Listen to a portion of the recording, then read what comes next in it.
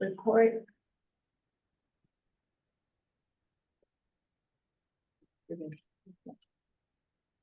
Ronnie that has All that right. camera really close to him. So, good morning. Are we open then? Good morning, everybody. Go ahead, please. So let's start with a welcome and opening remarks from our state conservationist, Juan Hernandez. Floor is yours.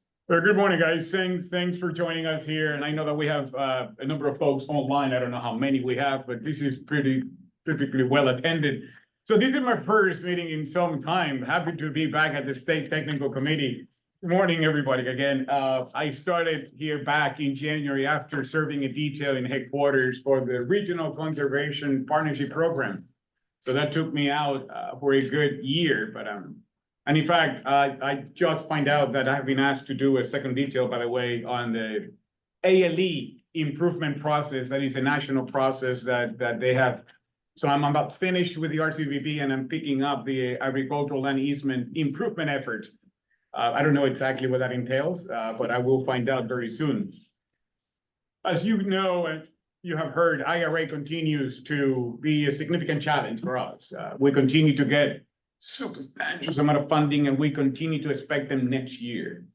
That has been a very focus of our agency for the last 2 years and the year ahead of us. But that said, the challenge have come with added benefits. We have finally been able to be a staff at a very reasonable and appropriate level. As an agency, not only in Florida, I have to say, as a good update to give you perspective, we were as low as 7,000 employees. It was like 70-some hundred employees agency-wide. And we are sitting now close to 11,000 employees. By the way, the record is 12,000. And expectations and all indications are that we are going to get to that target of 12,000 employees if we continue the hiring as we go. And in fact, we're running out of space. That space now is becoming actually a coveted item, where before we have an echo in some of these facilities, including the state office. I was telling some of these folks this morning, I have 2 cubicles open in the whole state office. That's it. So I know that teleworking is a little misleading when you walk around and you see a lot of empty cubicles. We do have people in every one of them.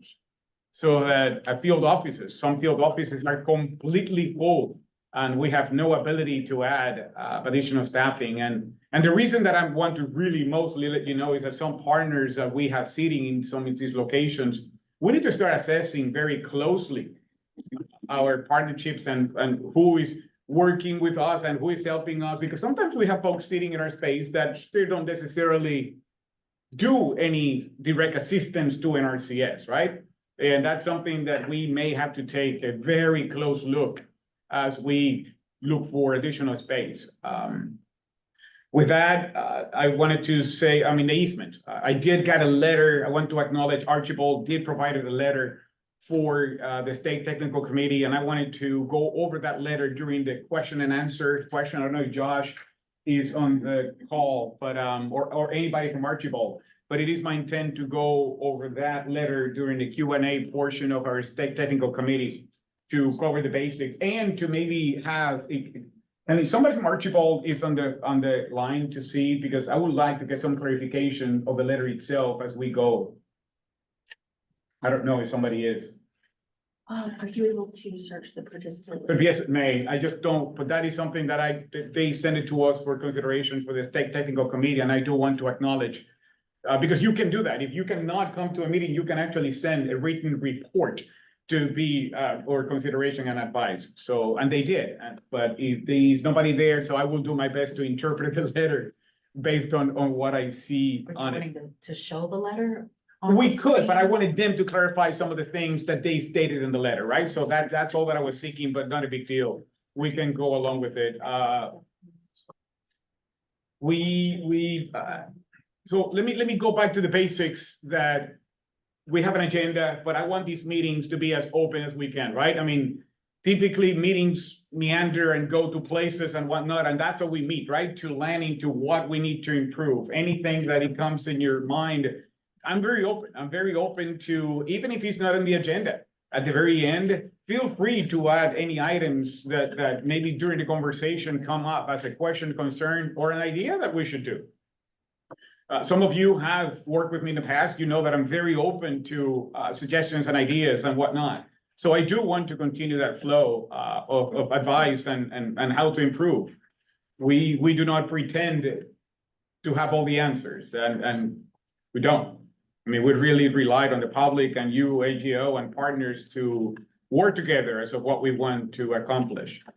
The last thing that I wanted to bring to is the RCPP. Of course, we continue to grow in the program in a very healthy fashion, and I'm glad to say that we are expecting a number of very good proposals.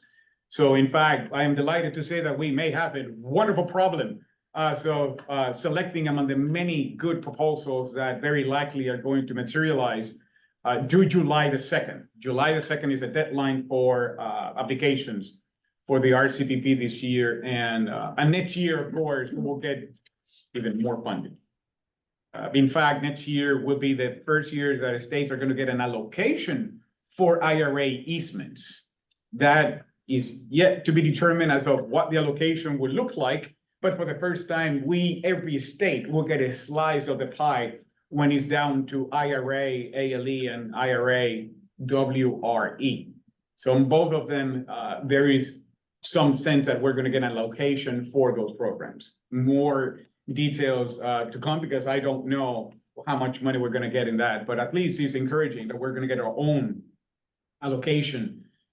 We managed to almost get a WRE IRA, but it flatlined and it didn't happen. So we did not end up getting any IRA easements in Florida in this cycle.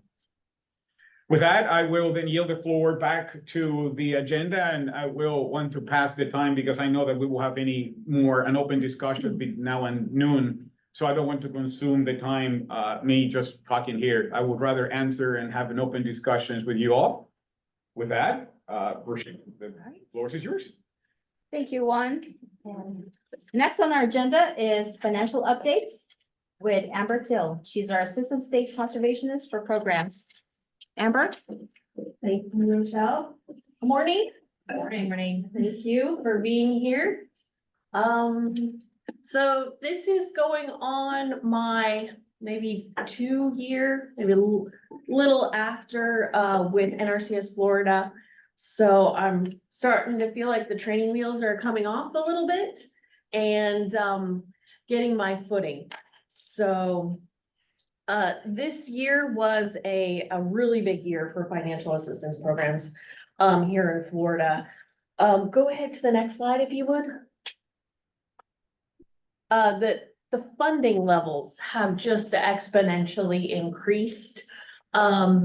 And I would say the demand, as you'll see here, is going to even outweigh. We've fully spent all of our funds. We have 67 and 500,993 and $600. So we had a significant amount of financial assistance dollars, and again, the demand is even greater than what we have. So next year we anticipate, the funds coming into Florida to continue to grow. So what has changed is the funding from the Inflation Reduction Act. So as you'll see here, we have added in CSP just about 6 million, so 5.8 for there. And we've also added even more than our regular EQIP allocation in the EQIP IRA. So we've added $29 million. And as you'll see, we've had no problems spending that funding. All right, I'm gonna jump into CSP first. And as a reminder, yes, next slide. I talked about this at our last meeting, but I just wanted to circle back and share with you the changes with CSP. CSP, it's kind of a ebbs and flows across various states. The demand is, really high in certain states and more challenging in other states. One of the changes that CSP, what happened this year is that the minimum payment, the annual payment, so CSP is a program, it's a stewardship program. So the idea is you have addressed resource concerns and now you want to enhance it. You want to be a steward of that land. So there's a annual payment that's associated with it. And the change this last year, it's applicable to any contracts in this fiscal year, was up to $4,000. And it applies, as I said, to the renewal, the classic, and even the IRA. In addition, they have, we as an agency have identified historically underserved rates for CSP. In the past, there was basically one rate. We didn't take into account those metrics for historically underserved. And then additionally, the climate smart funding, which, so the Inflation Reduction Act, we can also call it this climate smart agricultural and forestry activities. So next slide. So I'm going to break down that funding that I was sharing with you earlier. So we had that 8.7 million in the Farm Bill allocation. So our money traditionally has come from the Farm Bill. And we also have some initiatives that come into the state, which is the Longleaf Pine Initiative. We have funding through EQIP, we have funding through CSP. So this year for CSP Farm Bill, we have made pre-approvals and obligations to date for the ag land. So that's going to be, you know, your cropped land, even your grazing lands are going to fall under that. So we've got just around 3.7-ish. We've got 4 million going to our non-industrial private forest land. You know, that's really great. One, just in Florida, CSP, the demand has waned, but it is increasing now. And to see that stewardship on those forest lands is really nice because Florida does have an abundance of forest lands. The Longleaf Pine Initiative, you know, we have spent, I think the demand was a little low for the CSP longleaf pine, but we did make it to at least almost fully spending our allocation. So the one thing with those initiatives for longleaf pine is going to be that money is solely set aside for longleaf pine. We cannot take it and put it to applications that are ag land or non-industrial private forest land. They have to go only to those applications that will have stewardship and enhancements on that longleaf pine. So we do have the opportunity for renewals. So customers, the CSP contracts are 5 years long. There's they're EQIP, you can do contract lengths of, you know, 1 year all the way up to 10 years. 10 years, we don't necessarily recommend, but the opportunity is there if the conditions are suitable. So with CSP, 5 years only, and then there's an opportunity to renew that contract if you're going to take on some higher levels of stewardship and enhancements. So we had some renewals this year, not super high, but you know, anytime that we can bring somebody, continue to keep them in the fold, that's what we like to do. So go ahead, next slide.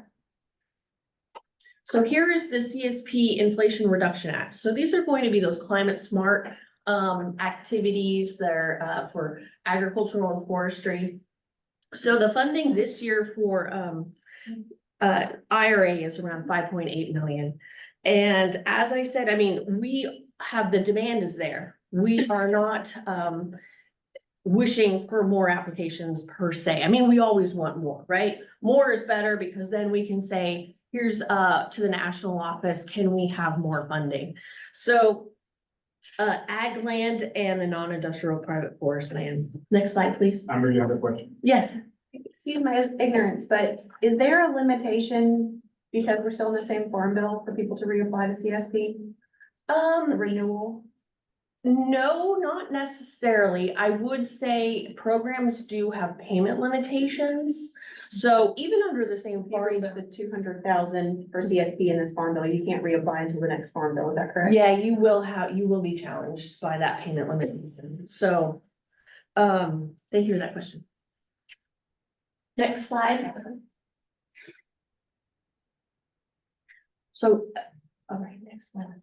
Yeah, there we go. So the trend, just here are the numbers showing that we are continuing to increase our CSP activities here, that stewardship, that enhancement on ag lands and non-industrial private forest land, and of course, those grazing lands. So I'm gonna switch over to equip. So numbers here are a little small, but I really wanted to represent the funding that is allocated to Florida that comes in under predominantly discretionary to the state conservationist. There are some ties attached to this 18 million, 18.4-ish million dollars. And but it is discretionary. The state conservationists, through advice from partners, can come up with what we call ranking pools to for customers that submit applications to compete for funding. So this year, these were our big buckets. So I'll start on the left. We have what are our field office pools. So we've allocated funding directly to that field office, just to those 3 counties, or 2 counties, it could be 4 counties, but to a service center. So the funding is dedicated to address the priorities at that local level. So we've taken the bulk of our, or I would say a significant portion of our funding from that general allocated to our field offices. And then we also have set aside, right now, we have an allocation of pre-approvals, I should say, and obligations to livestock, to grazing type operations, to other type of livestock, around 2 million. Now, I'm just gonna sit on this for a minute to talk about livestock related. Through the statute of the Farm Bill, NRCS must allocate or target 50% of our funds to livestock. So you may see that that's 2 million. However, applications funded under that field office, funded under even Hurricane Idalia, they could be livestock related. So we have a metric that we can use. I don't have those numbers in front of me. They're a little hard to extract from our system at the stage of the process we are, but around $9 million at least Florida will be targeting to those livestock operations. And then this year, again, we have a wildlife dedicated pool where we have around $850,000 targeted to pre-approvals. Now, just like livestock, we have a requirement to dedicate 10% of funding for a particular suite of practices that are identified to address wildlife. And so that might not be 10%, but just like livestock, we're gonna see in those field office pools, we're gonna see over here under historically underserved, we're going to see that we have those wildlife related activities and practices. So we dedicate funding so we can see those applications that are really targeting wildlife bubble to the surface and dedicate specific funding to them. We also have water conservation, so looking at addressing that inefficient use of irrigation waters. Right now, we have about 500,000, just like the livestock and the wildlife, we may be seeing funding targeted to that resource concern through a field office pool, through our historically underserved pool. This year, we have presently around $1 million set aside for that Hurricane Idalia in pre-approvals. It's 900,000 and some change. We did set aside $5 million in total for hurricane response. We did split the funding source from the IRA and from the Farm Bill. So I will be showing you additional Hurricane Idalia funding pre-approvals. In total, I'll just say here now, it's around $2 million. And like I said, we set aside 5 million, but we really, when it comes down to it, the applicants moving forward, it's around $2 million.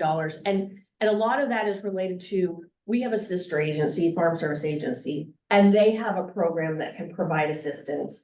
And a lot of those producers are shifting from assistance from NRCS to FSA. And so customers cannot proceed with an applicant with NRCS and FSA at the same time. There's policy that says we cannot make duplicative payments for the same items.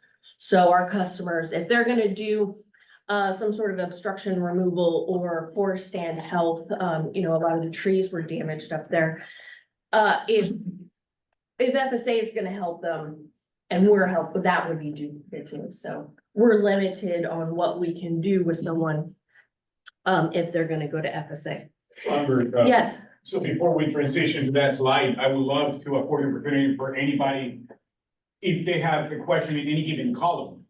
I mean, if you're curious about the size of any column because of the large or small or medium, this will be a great time to afford any questions, even online. We can explain a rationale of any of these columns if you are curious about. Very likely next year, this is going to look pretty much as the same categories with more money. So of course, the columns might be a little taller, but I think that they will still be proportional to what you are looking today. I don't have any reason to believe that this chart will look any different. I'm hoping that the hurricane will be a 0, but you and I know that the odds of that, particularly you have seen on the news, is going to be a slim to none, so that maybe the hurricane column might be a little taller. But this is something that before we moved on, I wanted to afford a time.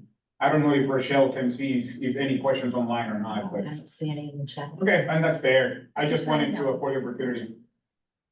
did anybody have any comments regarding these columns and their allocations presently? And there is demand. There is still demand throughout all of these categories.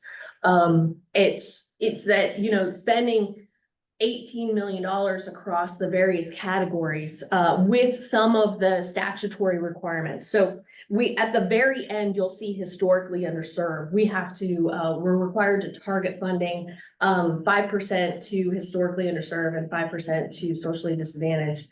And then, of course, we're required to target to livestock and wildlife. Now, we could double dip. We could get somebody who is gonna be historically underserved, that's gonna address wildlife and livestock, right? So we could capture all of those requirements just by one application. But just know that there are some parameters we have to be trying to target, and that is where we're looking to make sure we're prioritizing funding to historically underserved customers, and that's going to be beginning farmers, limited resource farmers, socially disadvantaged farmers, and veteran farmers. So there's a lot of opportunities out there with that targeted funding. One thing I just want to go ahead. Real quick, underwater conservation, you've got 462,000. That's the state expenditure for water conservation?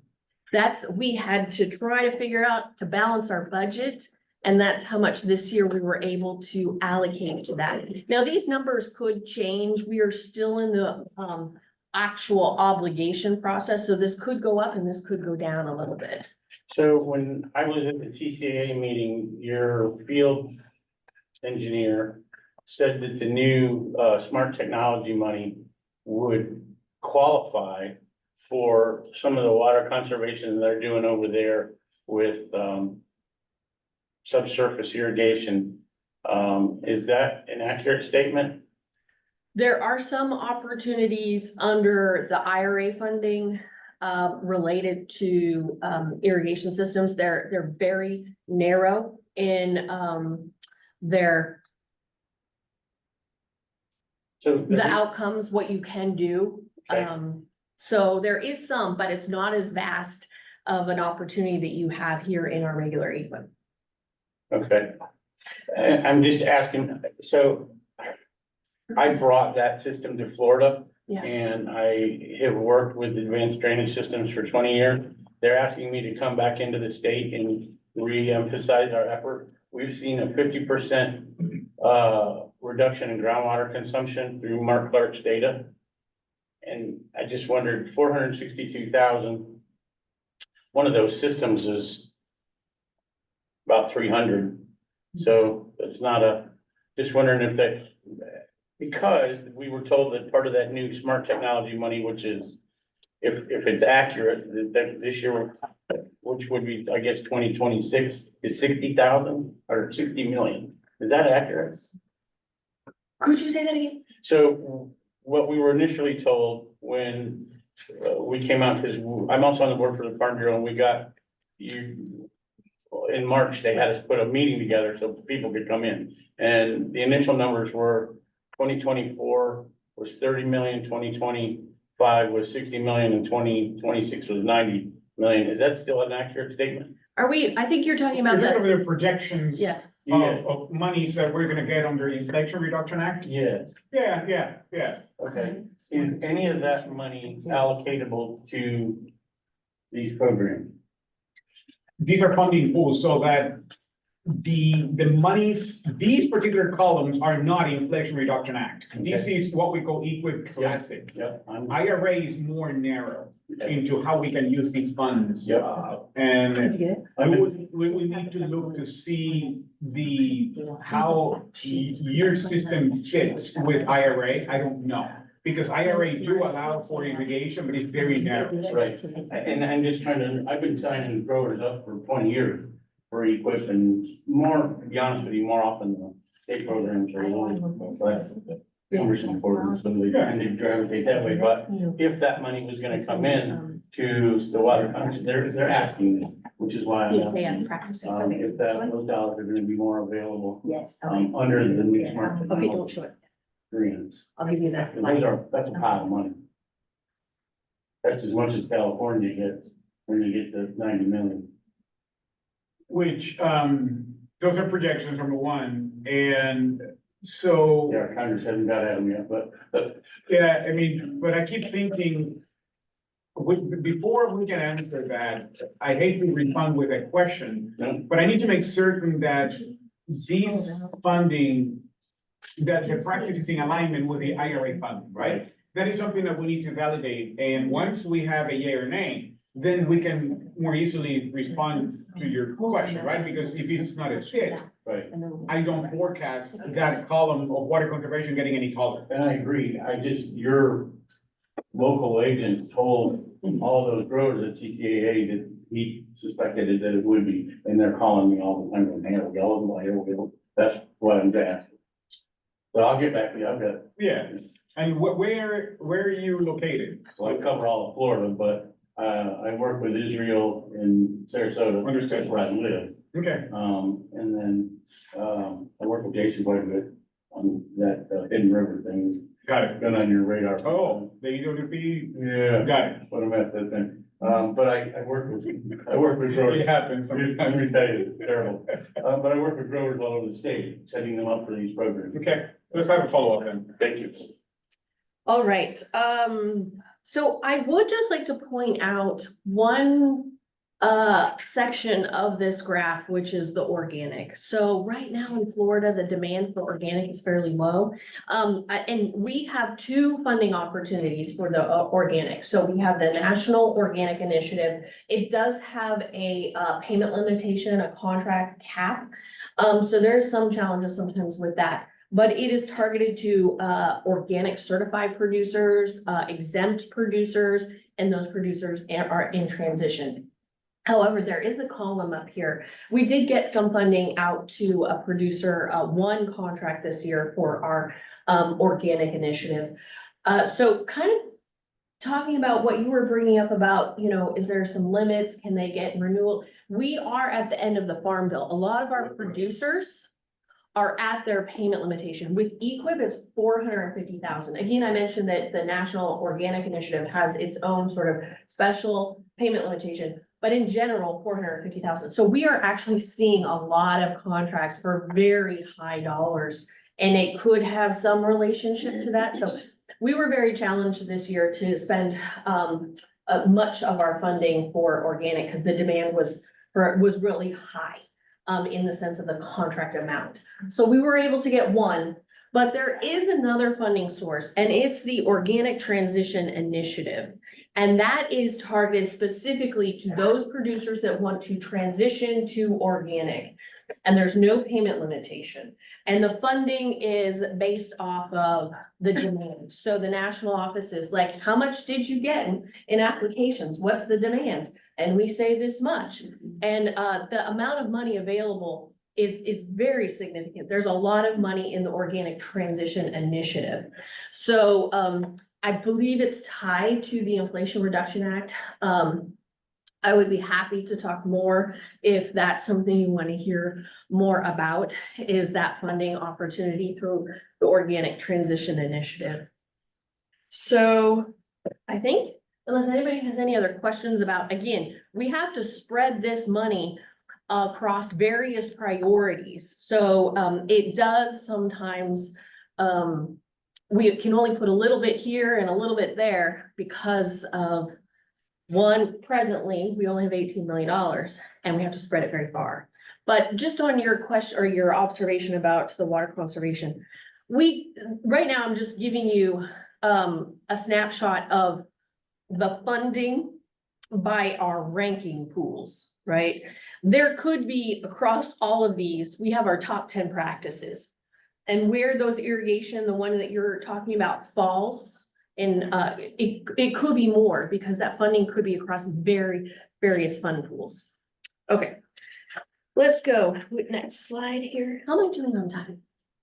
Okay, so I got 10 minutes to run through the rest of these, which I think is enough. Go ahead, next slide. If you can.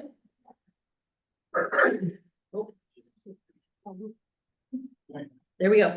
So we have initiative allocations for EQIP, longleaf pine, the working lands for wildlife gopher tortoise, and the working lands for wildlife northern bobwhite. So this is in coordination with the U.S. Forest Service, or pardon me, U.S. Fish and Wildlife Service.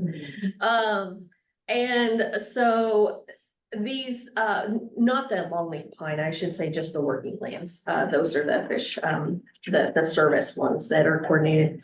But the demand is high for all of these. Presently, you'll see kind of a lower demand in the longleaf pine. That's just because we had some cancellations at the time I took this snapshot. We've gone through and actually made additional pre-approvals so that we can fully spend that $1.7 million. I have no doubt that we will be spending the full allocation for those initiatives. I don't know if we're gonna get an additional year of the gopher tortoise. Now that it's not longer listed, I don't know the status of the future of that particular funding.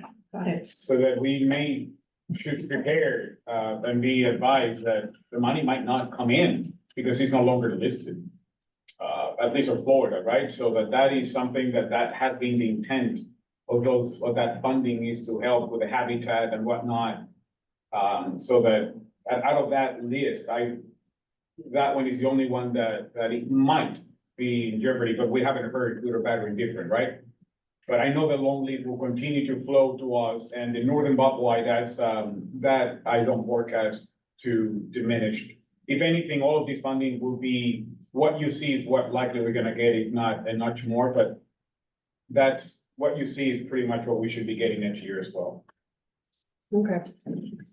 And then next I want to shift to EQIP IRA pre-approvals. So this year, the funding for that Inflation Reduction Act, it came in right at that $29 million. So early on, you'll see this really tall column, and it's called Act Now EQIP IRA. And the intention behind that particular funding opportunity is for producers to come in and to try to accelerate as best as possible our application to obligation process. It's just not quick. There's a lot of pieces that have to fall into place. There's the conservation planning process. There's the farm records updates with FSA, and then there's the eligibility determination. So there's a lot of pieces that have to fall in place. But this particular one is, rather than waiting for a batching cycle, and I'll share with you our timeline for 25. But the idea behind Act Now is that we can act on that application immediately rather than waiting for a deadline date per se. And so if that application meets a threshold score, this year, the score for Act Now for IRA was 90 ranking points. That we could make funding decisions. And so it's kind of almost like, not necessarily first come, first serve, but somewhat of a similarity. You come in, we can assess and rank and make a funding decision, and then you can move through that process of the contract and the eligibility. So this year, we had specified a very small subset of practices that we felt we could quickly get through the planning process, and the demand was very high. We spent the bulk of our allocation on those Act Now funding pool. And so we had some remaining funds left over. There is a requirement to, yes, go ahead. Just curious, you have any idea what kind of practices were included in that Act For- Now? Yes, and actually, how about now we just go ahead and pull up the list of activities for. So I'm gonna share with you the climate smart. practice. Mhm. Just minimal. And as well, Amber find that list, we be advised that that money obligated must have these practices listed, but not only, right? Because we have the climate smart practices and we have the facilitating practices. So that very likely you will, I can see it. it's a combo of things, so that it can get confusing, because the 20 million that is on the column, it is not 100% climate smart practices. Because we can actually, we're allowed to use IRA funding to pay for practices to facilitate that climate smart practice to be executed, right? So that I just want to add a clarification that I don't want you to walk home with a $29 million with a perception that every single one of those contracts is 100% climate smart practices, because that is not the case. And so I'm just gonna start here with the irrigation, which it's related to energy, combustion, and electrical efficiency. So it's very narrow. You can't, it's not addressing water conservation and efficiency of irrigation water. It's looking at the energy component. So there are practices under the IRA umbrella. Again, as I had mentioned, they have to kind of mold in a very specific way. So we have the irrigation system 441, 442. These might not be the practice standards that you are looking at for, but they again have to be used to reduce energy use. So there has to be that nexus to but there is funding available for it, but it is a little challenging because oftentimes we're looking at that inefficient use. But if there's an energy piece, this is where that funding could be considered sourced. So the way these systems work is they keep the water in the soil profile. And so instead of overhead sprinklers, they gravity flow into the soil. We got a hard pan of 36 inches and it holds the water basically in that bathtub. The beauty of it is that by reducing consumption by 50%, we're reducing the pumps by 50%. So whether they're diesel sets or electric, we are cutting that use. And listen, I'm just asking because I've got to go back to growers and tell them, Yeah. this year apply for this because they're so not used to it being available. So that's why. So my advice for you would be, given the case, if you're looking for the Sarasota, what we call area 3, right? But depends on where you at. Most of this is gonna be Hastings, Pulaski, and Potato Bend. Okay, that case, I think that you should then have a call with Jason Strang, Katie Green, and Curtis Meekson. And the three of them, basically, you discuss with them, what is the interpretation, what is it that you bring to the floor? And they can tell you yea or nay if it's a fit for IRA or classic Eastwood. Thank you. And then you will get the answer, right? If they say that it's a fit for IRA, you know that we will have money. If it's classic, the $500,000 is what you're gonna get. Right.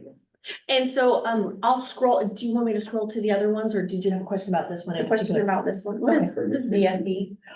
Variable VFD, where is VFD? On the pumping plant. Variable something. It has to do with the type of, yeah, I'm not an engineer. Do you know what EFD stands for? Variable?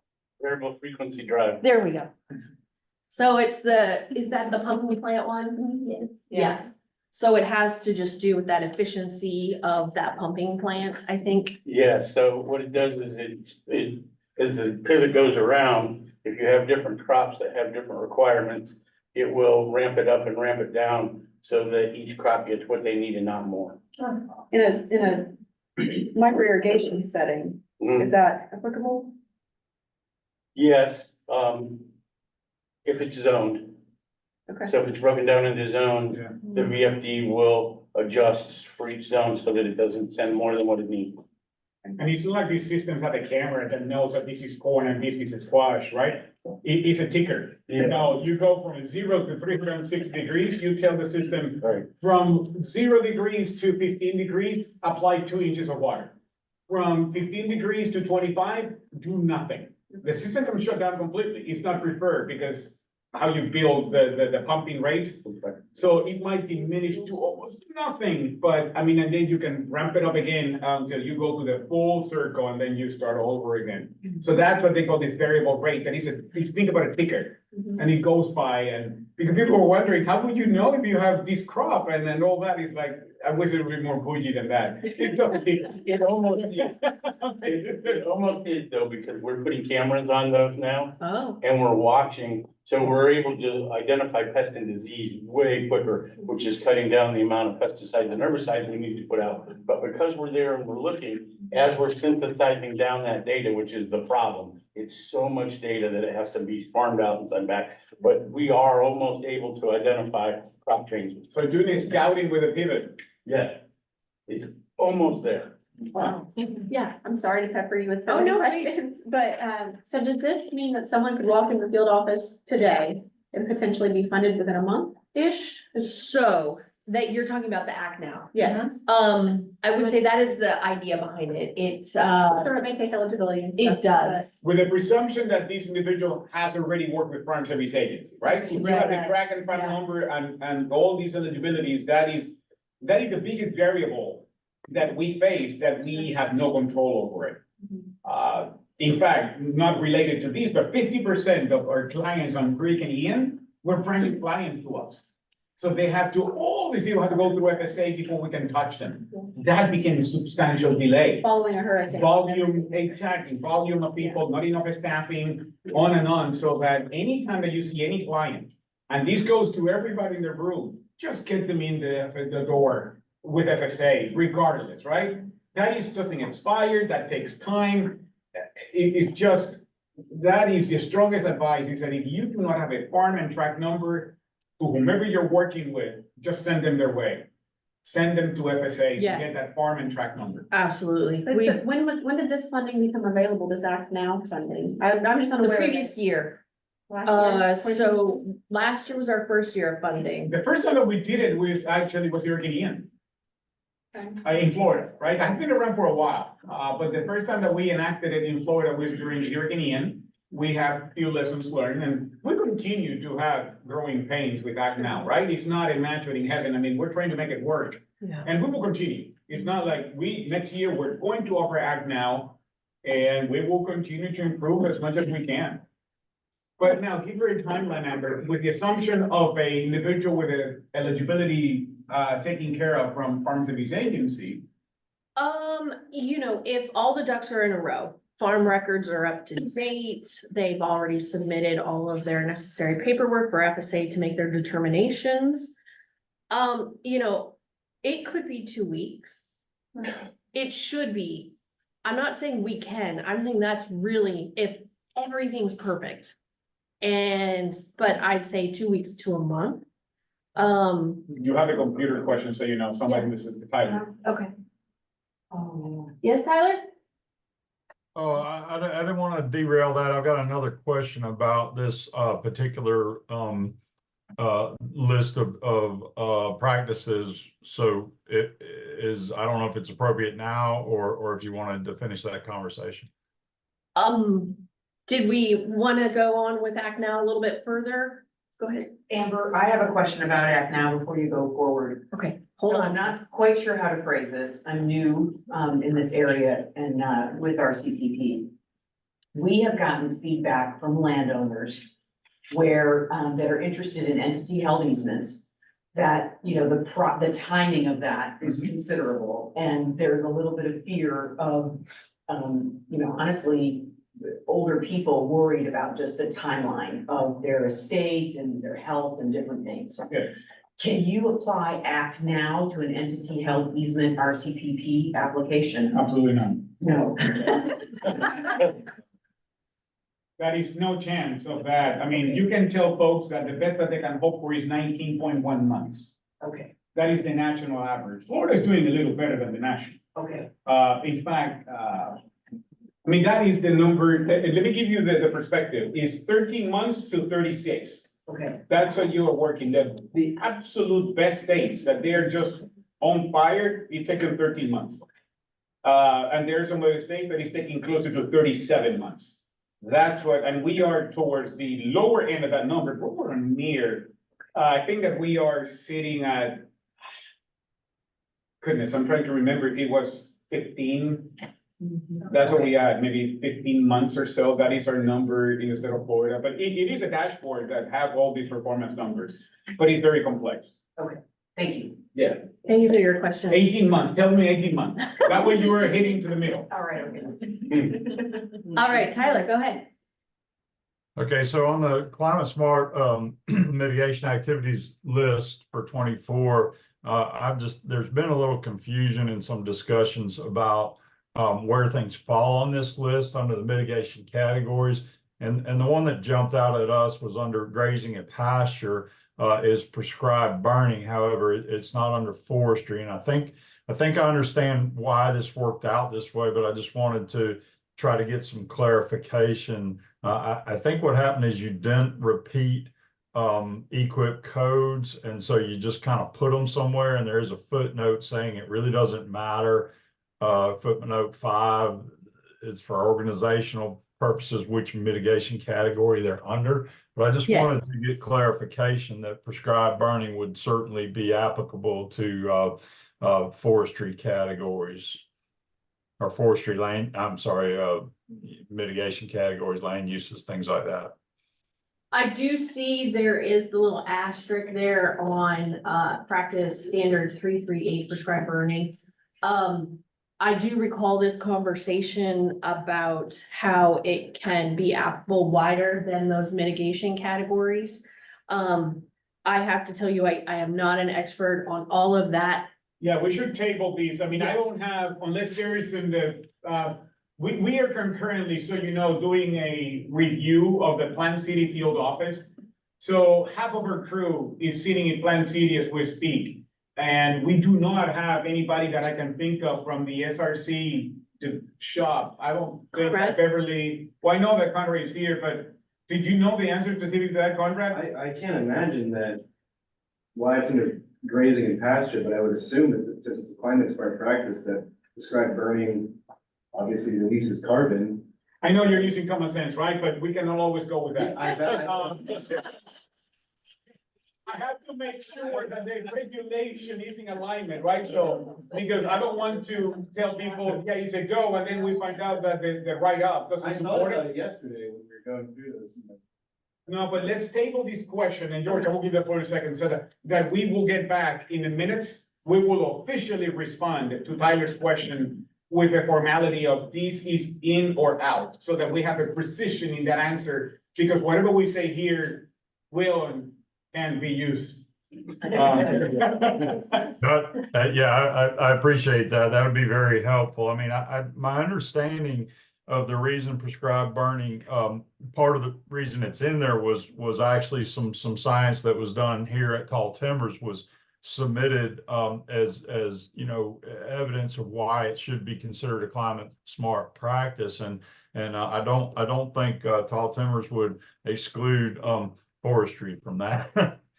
No, I mean, I don't get me wrong, I agree with Conrad, I just don't want to shoot from the hip. I would rather get somebody that do have the authority to say yay or nay, so that then you can take that answer to the bank. And I don't mind looking into this. Thank Yeah, you but very let's- much. You have to formally respond to the committee. That's fine too, but also. George. I was talking with Tyler about this very question, we had this new RCPP gonna start in Volusia County, Mhm. and a big part of what ACT is trying to do with RCPP is forest related practices, and then burning is number one on top of that. So as quickly as possible, we need to get the answer to this, if we can even do that, because that whole RCPP is part of what IRA. So, the contract will then take charge into finding an answer. And then Hillary has the leadership of the state technical committee, so that once we finalize, any minutes, any pending questions, we may even forward the response to any pending questions ahead of the minutes, but let's have Conrad looking into it. Thank you. Thank you. So Go back. Share. I will just say that mitigation activity list, there are more practices. So there's, we can again fund through IRA, equip, CSP, and there is the RCPP, but I'm only wearing the hat of equip and, CSP. So, we're gonna put this into the chat, the link to this list, and we'll add it to our meeting notes so that you can reference it, because there are more activities on there. Just to reiterate, the idea behind these activities is they are the primary practice that will address a resource concern. If you have prescribed grazing, and the way to address, the resource concern through grazing, you need a livestock watering facility, you need a livestock pipeline. There's opportunities for us to call that supporting that activity. So we are not limited to only funding them, it's just how we present them as addressing a resource concern, okay?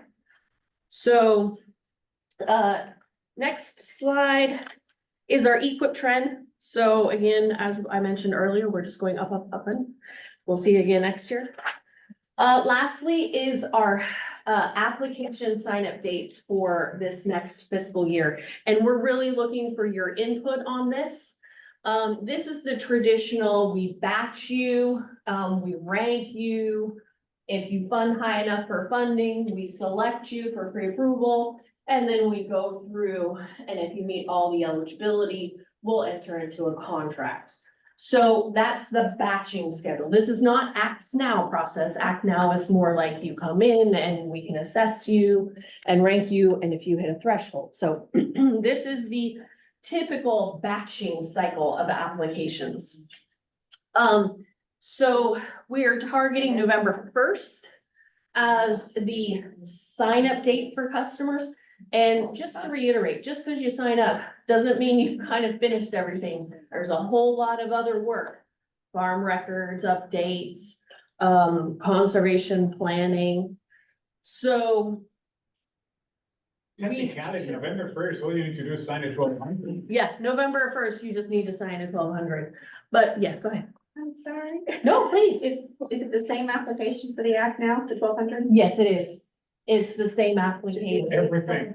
Yeah, It's one application for everything that we do. yeah. Okay. One It's the application. RCPP that is a more of a lengthy proposal and conservation innovation grants. Everything else is a 1200. Mhm. Yeah.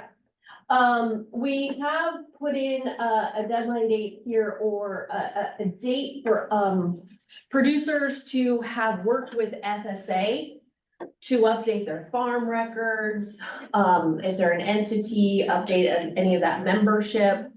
And have those highly erodible land determinations, if they're adding land or removing land. And then, of course, that adjusted gross income. Now, we are entering, we expect a new farm bill. I'm not sure if we'll get it. I don't know if we'll get extended, but, you know, the idea is that we usually have farm bills on a 4-year cycle. We're 1 year late, so we'll see. And so that adjusted gross income could change. It has changed over time with different farm bills. So right now it's at 900,000. And we're not implying that we know. I mean, in fact, I have not seen any note, because farm bill notes are starting to trickle in. to see what things are coming up and whatnot. Like a good example is that they are entertaining the addition of an agricultural land easement program only for forest lands. Not healthy forest. Healthy forest is an easement that requires a wildlife component to it. These does not have any association with any threatened endangered species. This is simply your own forest land, and we can put a conservation easement exclusively on forest land. So that, think about like the agricultural land easement, that is just farmland with some additional forest acreage. You can do it to flip it. You can flip it around from what I understand, and you can do forest land with some crop fields if it needs be. But the main dish, for lack of better terms, is forest land. The downside is that it's tagged only for $150 million. But I can see that, right? It's a initial, never been done. They don't have a good sense of supply and demand. But this is a program that Florida will for sure benefit if it comes to fruition. But those are the type of things that are starting to trickle in. Thankfully, Title II is pretty, we are not expecting wholesale changes in the Farm Bill. That is actually a good thing. Sad part, we're not expecting new money either, but it's not going down either. So it has been a pretty healthy Farm Bill, Title II. And I go back to Title II because this is not the true statement for the whole Farm Bill. There are some titles that are, trading. That is going to hold hostage the whole Farm Bill very likely. Some of these titles are not even near to be halfway negotiated, where Title II is where conservation is. And actually the whole NRCS funding comes from Title II. Is looking very good, actually. So, like Juan said, we don't really know the timing of it. Sounds, we're beholden to what's happening up on the hill. No, it's not And- gonna go down, the Yeah. AGI, but who knows, maybe they It will go increase it up. a little bit. Yeah. Um, So, that's what the January 21st date is for those producers to be working with Farm Service Agency. We just, it slows down. Honestly, that is the piece of the pie that is the challenge, is the FSA component. Producers, they're like, well, I'm coming to you, NRCS, but we're like, you've got, FSA is the holder of those farm records. So, to get that as early as possible into the system, right? January 21st. So then our assessment and ranking deadline, that's the work we do. We work with the customers, we do the planning. Those customers agree to what alternative, the cost estimate. And that is, we rank them to say, hey, what's your environmental benefit to address these resource concerns? So the deadline for CSP would be March 7th, and EQIP would be April 11th. NRCS, we create an internal obligation deadline. Here in Florida, each state can establish their own timeframes. And for us, we're targeting June 30th to get all the money into contracts. So it can be earlier, if we've got someone that's pre-approved for funding in April and they're ready to go, we're gonna move quicker to get them obligated than perhaps someone that has some challenges or other pieces that could create challenges. So thoughts, feedback on these timeframes? June 30th of 25. Yes, does it say 24? Yeah. Okay, typo, thank you. I'm just seeing if you guys are awake. Great catch. Yeah, thank you. Anything that you wanted to share with us on these timeframes? This is something that we're interested to know how this works for you as you are working with growers. I'm excited about the act now. I didn't know that was available. That's something I haven't referred folks to in our office. Which I work with Highland Soil and Water and FDACS BMPs. A lot of times they'll just come over to FDACS BMPs to do projects immediately versus NRCS. I just didn't know that was available. Yes, and there are hiccups along the way. It's most definitely not a perfect process. Yeah. But there's if you look opportunities. Today for Act Now, we don't have any money now, Yeah, right? The money's already spoken for. yeah. Okay, So that every fiscal year that resets, okay. So When does that- the fiscal year reset? October 1st. October 1st. And I will say that after Halloween is when things will start to dry to some extent, and very likely after Thanksgiving, that's when we're cooking, right? But if you see the word continuing resolution, that means a delay in our ability to do what we need to do, right? So if you see in the news, continuing resolution, that means that all bets are off and we need to sit tight and wait until we have a final budget before we can do many of these things. Yeah, we will be preparing a press release with these dates. This again is the batching period. The strategy for Act Now would be separate, so look for and register for any of the news gov delivery type services that to be able to get those emails with those sign up dates. So yes. I would say kudos to you all for finally getting this done early in the year, because we tried for many years to do that.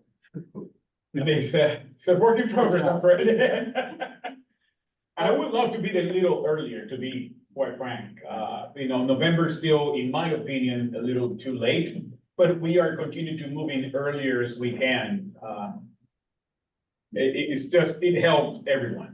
And this table that Amber showed to all of you, even though looks very humble and small, these dictates our lives in the whole state.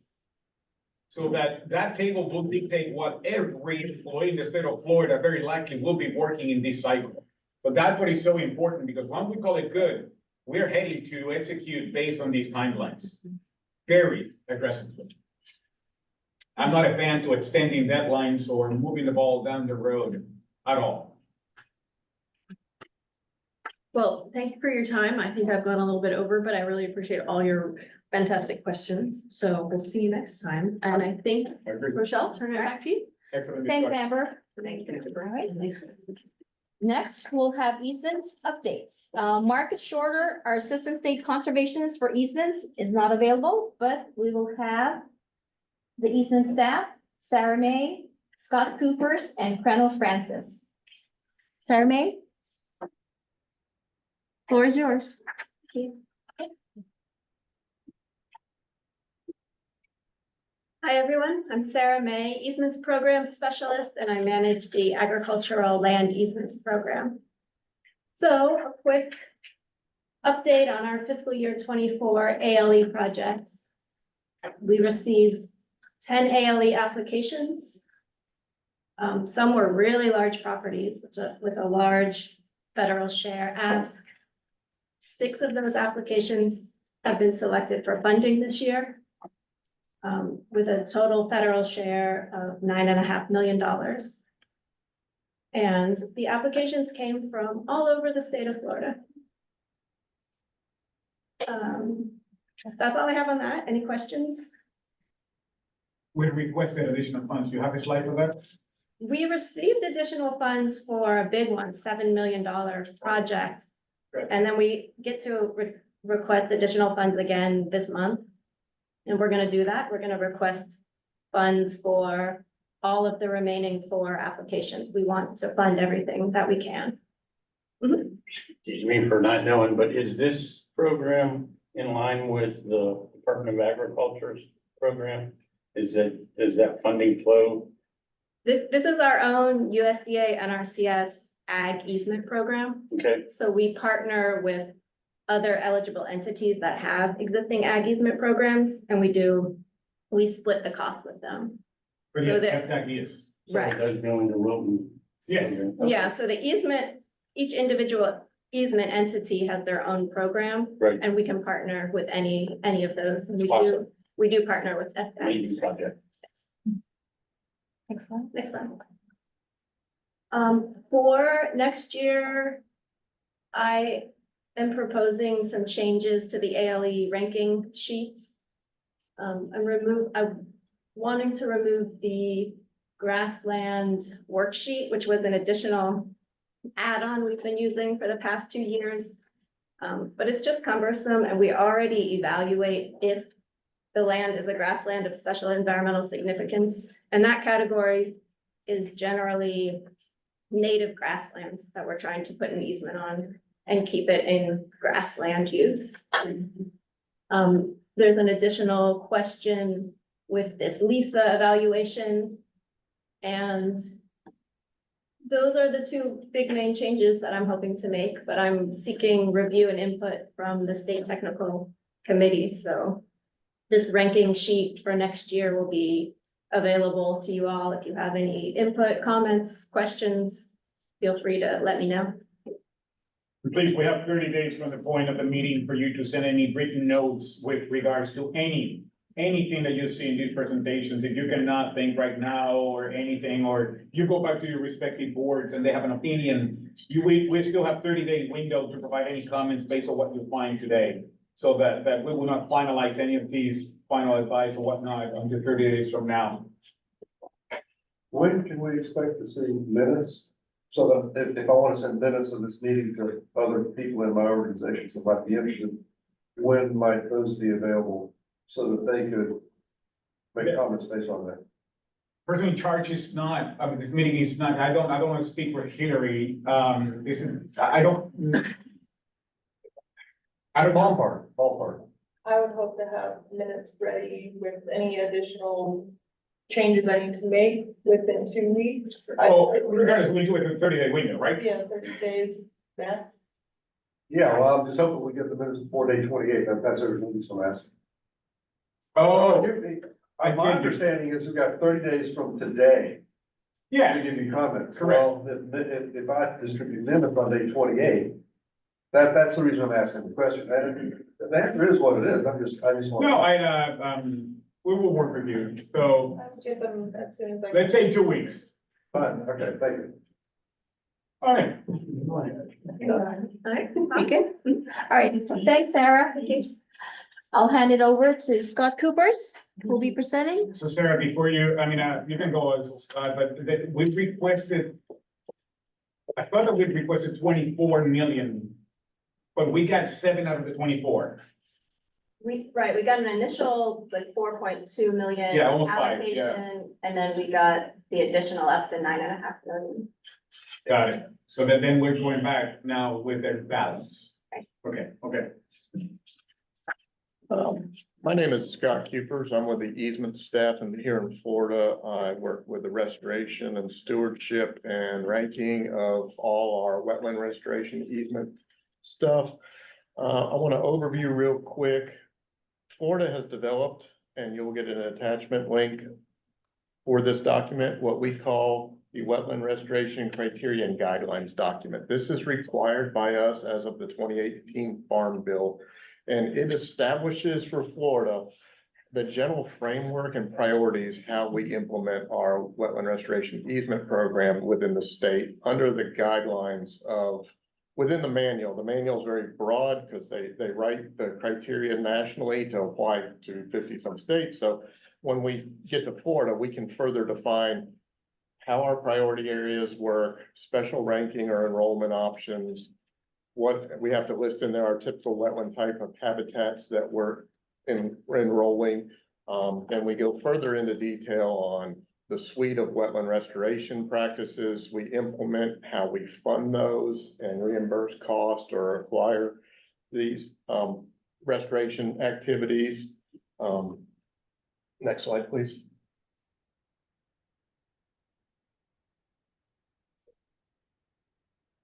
Sorry. There, that one. In addition to all the ranking, restoration, and priority areas established for Florida for acquisition, we further go into easement management. These are perpetual easements. So we own and manage and work with the landowners and easement holders to manage these forever.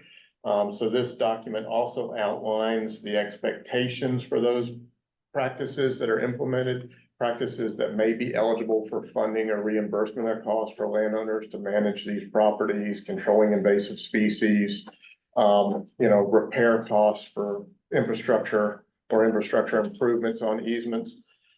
It also lists out what we call compatible use authorization activities, and that's that document will list every activity that the landowners are allowed to implement on their land. So if a landowner wants to put in food plots or graze the easement with livestock and provide limited grazing for management, to treat invasive species on their own, these compatible use authorizations give these landowners permission to do this and also put the sideboards on maybe there's limitations. Food plots may be only a certain percentage of the land area. There's some specific guidelines in this document as to how and when they can implement these and any caveats to them. And that's generally the overview of the document. We will establish this. It'll be a working document.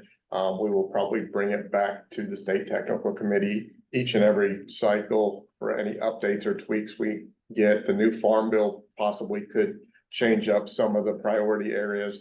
IRA, we may be adding priority areas or ranking for WRE. Right now, IRA funding is all for wetland restoration easements is all done at a national level, but that could trickle down to the states in the future. So we could further define priority areas or ranking.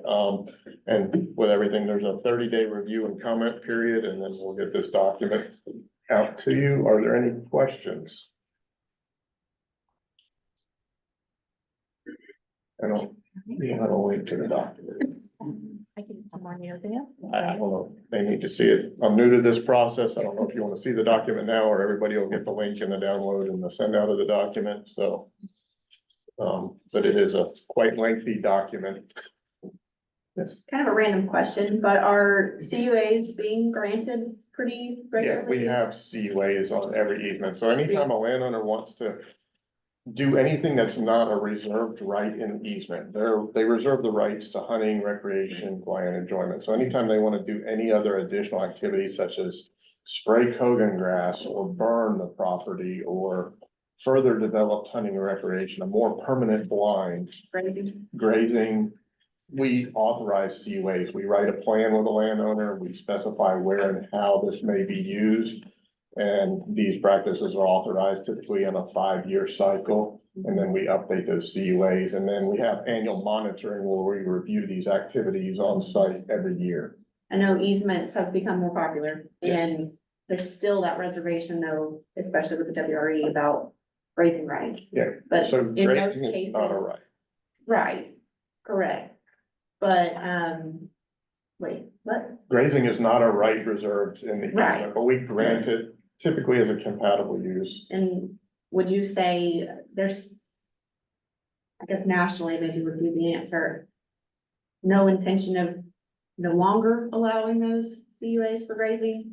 That hasn't been, We've typically always allowed since we started this. I think our oldest easement is 1998. And some of those easements have been grazed since 1998 or 99, whenever they closed. with a Well, I 5-year. mean, I wouldn't characterize as a problem, right? I mean, I will characterize the national office view, of allowing grazing in restored acreage is some level of hypersensitivity to have cattle into areas that NRCS invested dollars to restore. So, and we do allow that grazing for many, many reasons. But how we do it is something that we have to be cognizant that is not. You should be able to see the difference between grazing on a restored acreage and grazing outside that restored acreage. And if we go to an easement, and it looks, we have no way to determine the difference between what is restored and what is your traditional normal acreage, we have a problem, right? And that is that sensitivity that headquarters bring to the table, like, listen, it should be a difference here, right? And if you cannot see a difference, that means that it's being mismanaged. And that is more, and I'm simplifying a very complex issue, right?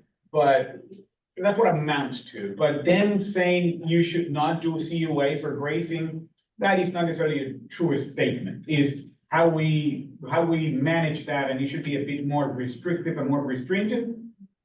Maybe, but saying no, that is not a true statement. We have not been told you need to stop providing or yielding CUAs for grazing on WRE. They recognize nationally that grazing is a usually compatible. That's a different use conversation. with- Well, let me add to that, too, what Ron is saying, that in your deed, I think it's part 5 or 6, there's economical benefits. There's only 2 economic benefits in the deed, which is forestry and grazing, that you get a compatible use for economical gain on the property. It's in the deed. So they consider, okay. But let's say that we'll continue to offer CUAs or grazing. I don't forecast that being any different. Now, how we do it and how we execute them is something that we do need to do very Maybe closely. the units. would change potentially. How would that change? Yeah. I understand. CUAs for other easement programs, WRE specific, yes. All right, Michelle Smith has a question. Does the CUA only pertains to WRE?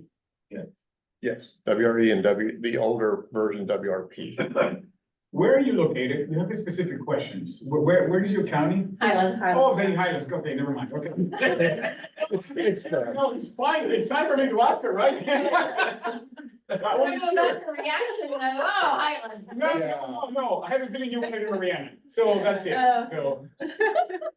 So, and to further, our grazing specialist with our easement staff work with landowners, but the grazing plans are written and the grazing CUAs are written with key indicators of native species, we're not managing these for improved forage Sure, grasses like behind sure. it and stuff. So they're working with these landowners to write these grazing plans to key on not overgrazing the desirable native species that we're trying to recruit out there for the other wildlife habitat and benefits they provide. So, is there any other questions? Anybody? Perfect. Okay, we'll Thank switch gears. We'll have Colonel Francis for WRE.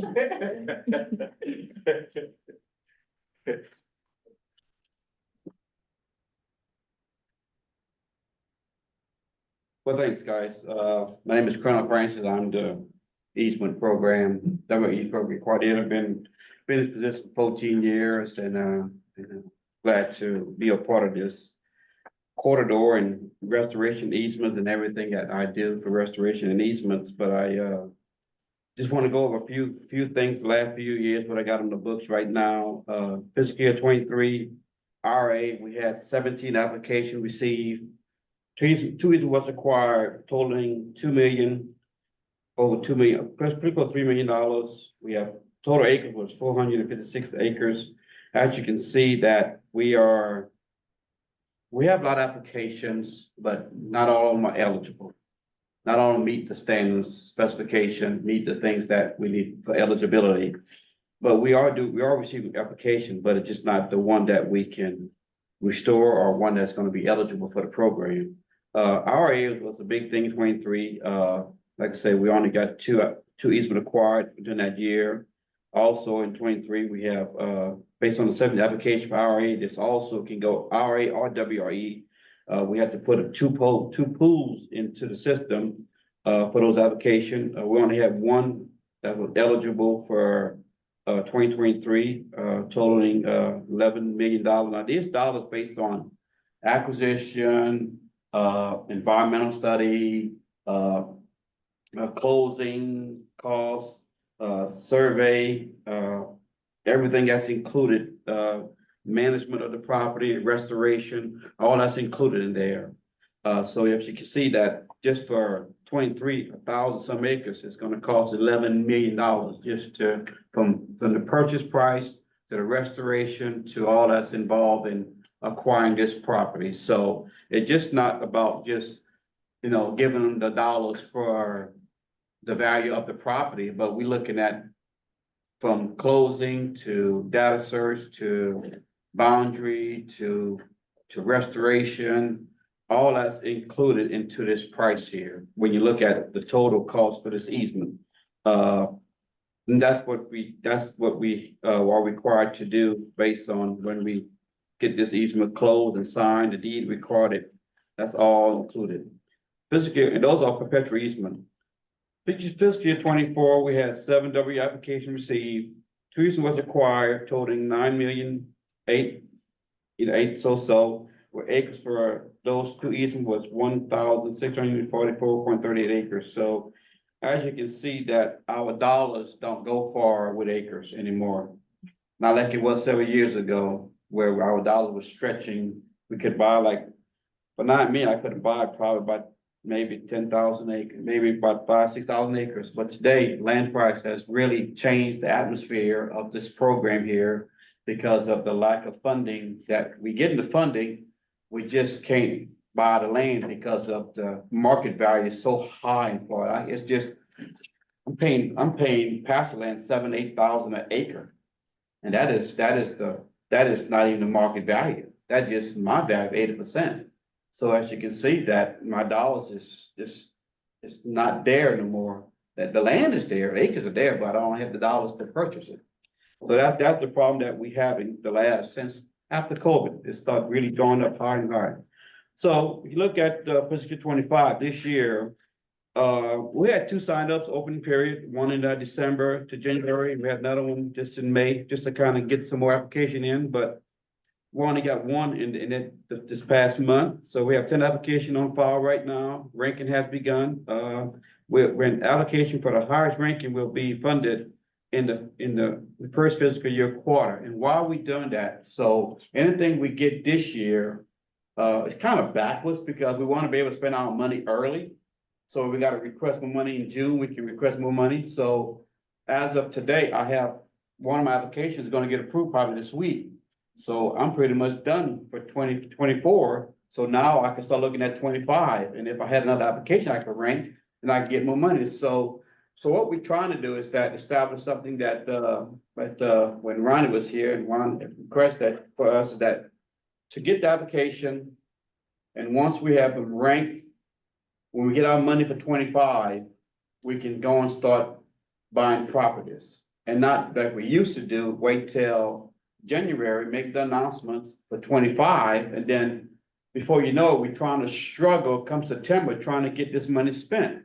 But now we can spend our money early, and then we can request for more money if we're in an application. So that gives us a chance to really the supply and demand for our landowners and get those properties into the program. So that's where we're at now. So I just wanted to kind of make that known to you guys what we're doing. And the application I get 25 will be for 26 January. Will be 25 year, but 26 fiscal year. So we're trying to get our application in early, getting the money spent early, so we can get more money if we need to early and beat other states. Because other states right now, what they're doing right now, they're just getting their application financial statement ready right now. We done. My package is in since April, and now we're just waiting to get it back. So it helps us out to really budget our department very, very well. So. For the Colonel's point, the biggest thing is our positioning to seek additional funding. Before, we were in an impossible situation to seek additional funding because we were finding out that we were short in August. So I mean, how can you move that late in the year to consume any additional funding, right? So that now we are able to seek additional funding much earlier, give us a better chance to get the money and to consume it. Yes, sir. So as of right now, I got this from Marcus. We got this is our current FA remaining, the current TA remaining. We have also obligated money to one of our agreement trust for tomorrow to help us out with restoration and maintenance and things that pertaining to WRE, WRP. We also have a agreement with the U.S. Corps of Engineer where we will be obligating this money to them to help us out with some more restoration. So we have some good partners that help us out with restoration. Next page. So as far as staffing, based on Marcus' recommendation for staffing for his team, we have hired a realtor specialist. We have hired also a biologist, Salcon, for Okeechobee. John is stationed here in the state office, but he also will be assisting the RCBP team also, and the ASAP, ALE, and WRE team. Position to be announced in the future. We will have a natural resource specialist that will be under Scott Cooper in Okeechobee. We also will have another resource specialist, 1112, to work on the easement ASAP team here in Gainesville. And it will be, as a clarification, the very last one is a combination of ALE and RCPP easements. We are starting to gain momentum into the RCPP entity held, and we forecast that we are going to start getting USL easements. So we are already preemptively increasing that easement capacity in the state office to manage what we forecast is going to come our way. Okay. But all I have, but you know, it is a situation that we are I'm seeing in Florida, the trending of value of land going up every month. And he's laughing, it's true, I mean, he's laughing because it's true. You know, It's killing our it's killing growers. us. We Yeah. Can't buy more land and Right, so we're, I tease them all the time, at $12,000 an acre for land, another $1 million for inputs. right, What are you ever gonna grow to see an ROI, right. you know? Right, and I'm seeing it too, and especially a lot of my landowners saying, well, why would I sell it for that? And I'm restricted for grazing, and that's the biggest thing that the scatter of the grazing might be taken away from them, so.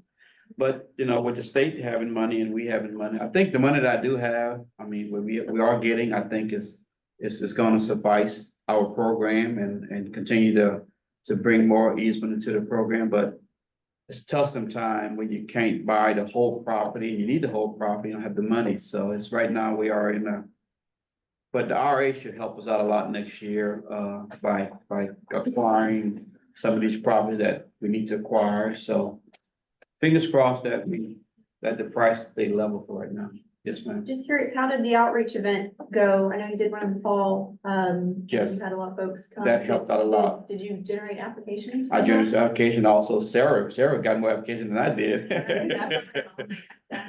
Application. Yeah. Almost 20 million. Right. Wow, yeah. So it was If very, we put in priority, I will say that RCPP has the most demand that we forecast, followed now by ALE, and last we will be WRE. RCPP, what is that? Is, We have a slide coming up. It's coming up. How much time do you have?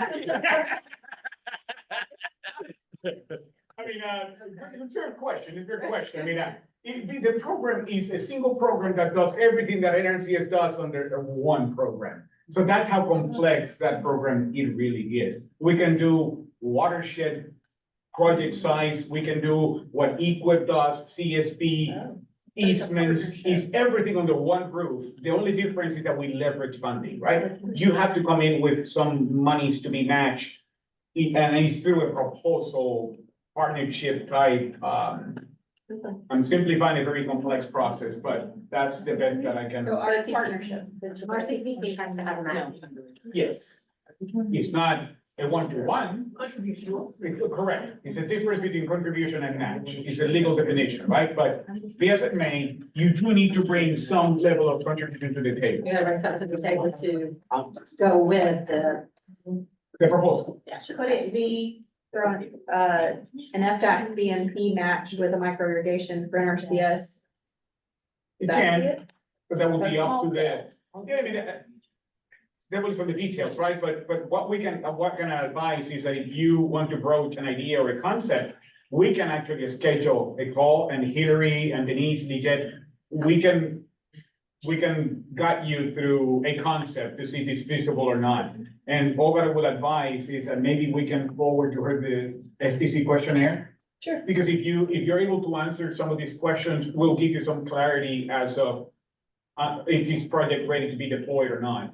So Does the RCPP timeframe fit with the EQIP and the CSP annual, or is it at any time? It can, ours does. well, the proposal stage, George, the proposal, she's talking about the proposal stage, right? Once you get a successful proposal and it becomes an agreement, then you can mimic, like George is saying. You will have more control when these things get deployed and timing and what practices and all of that. So But there's a little bit more flexibility than straight, the standard EQIP or the standard CSP. there is some flexibilities, yes. It's a meeting we should probably have away from this one. There's a lot of information about RCPP. All right. Thank you. That's what I hesitated, like, how can I squeeze this into, right? That's your question. My goal is to do more of our riparian buffers. I realize that the largest scale of acres is not there. So I'm gonna start pushing riparian buffer, which is gonna be a great tool for us to really stretch our funding by restoring some of those riparian buffer along creeks and floodplains but there's stipulation to that, so I got to make sure I get a better understanding of how I'm gonna approach that, but that's my next approach. If we cannot get in the application we need, is to start focusing on those, That's under WRE. on WRE, yes, ma'am. Yep, yep, so, okay, cool, thanks. Thanks, Gretel. I think it's time for a break, so I'll give everyone 10 minutes and we'll be back at 10:43. You just wrote it.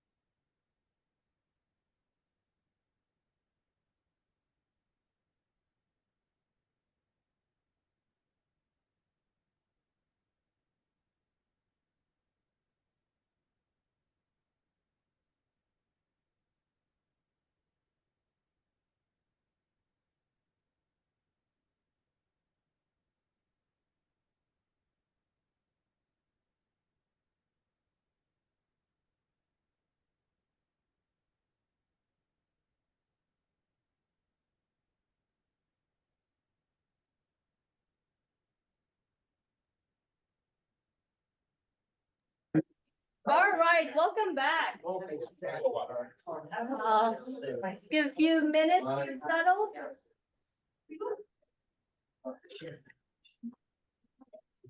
So, our next presentation will be partnership and initiative. Yes.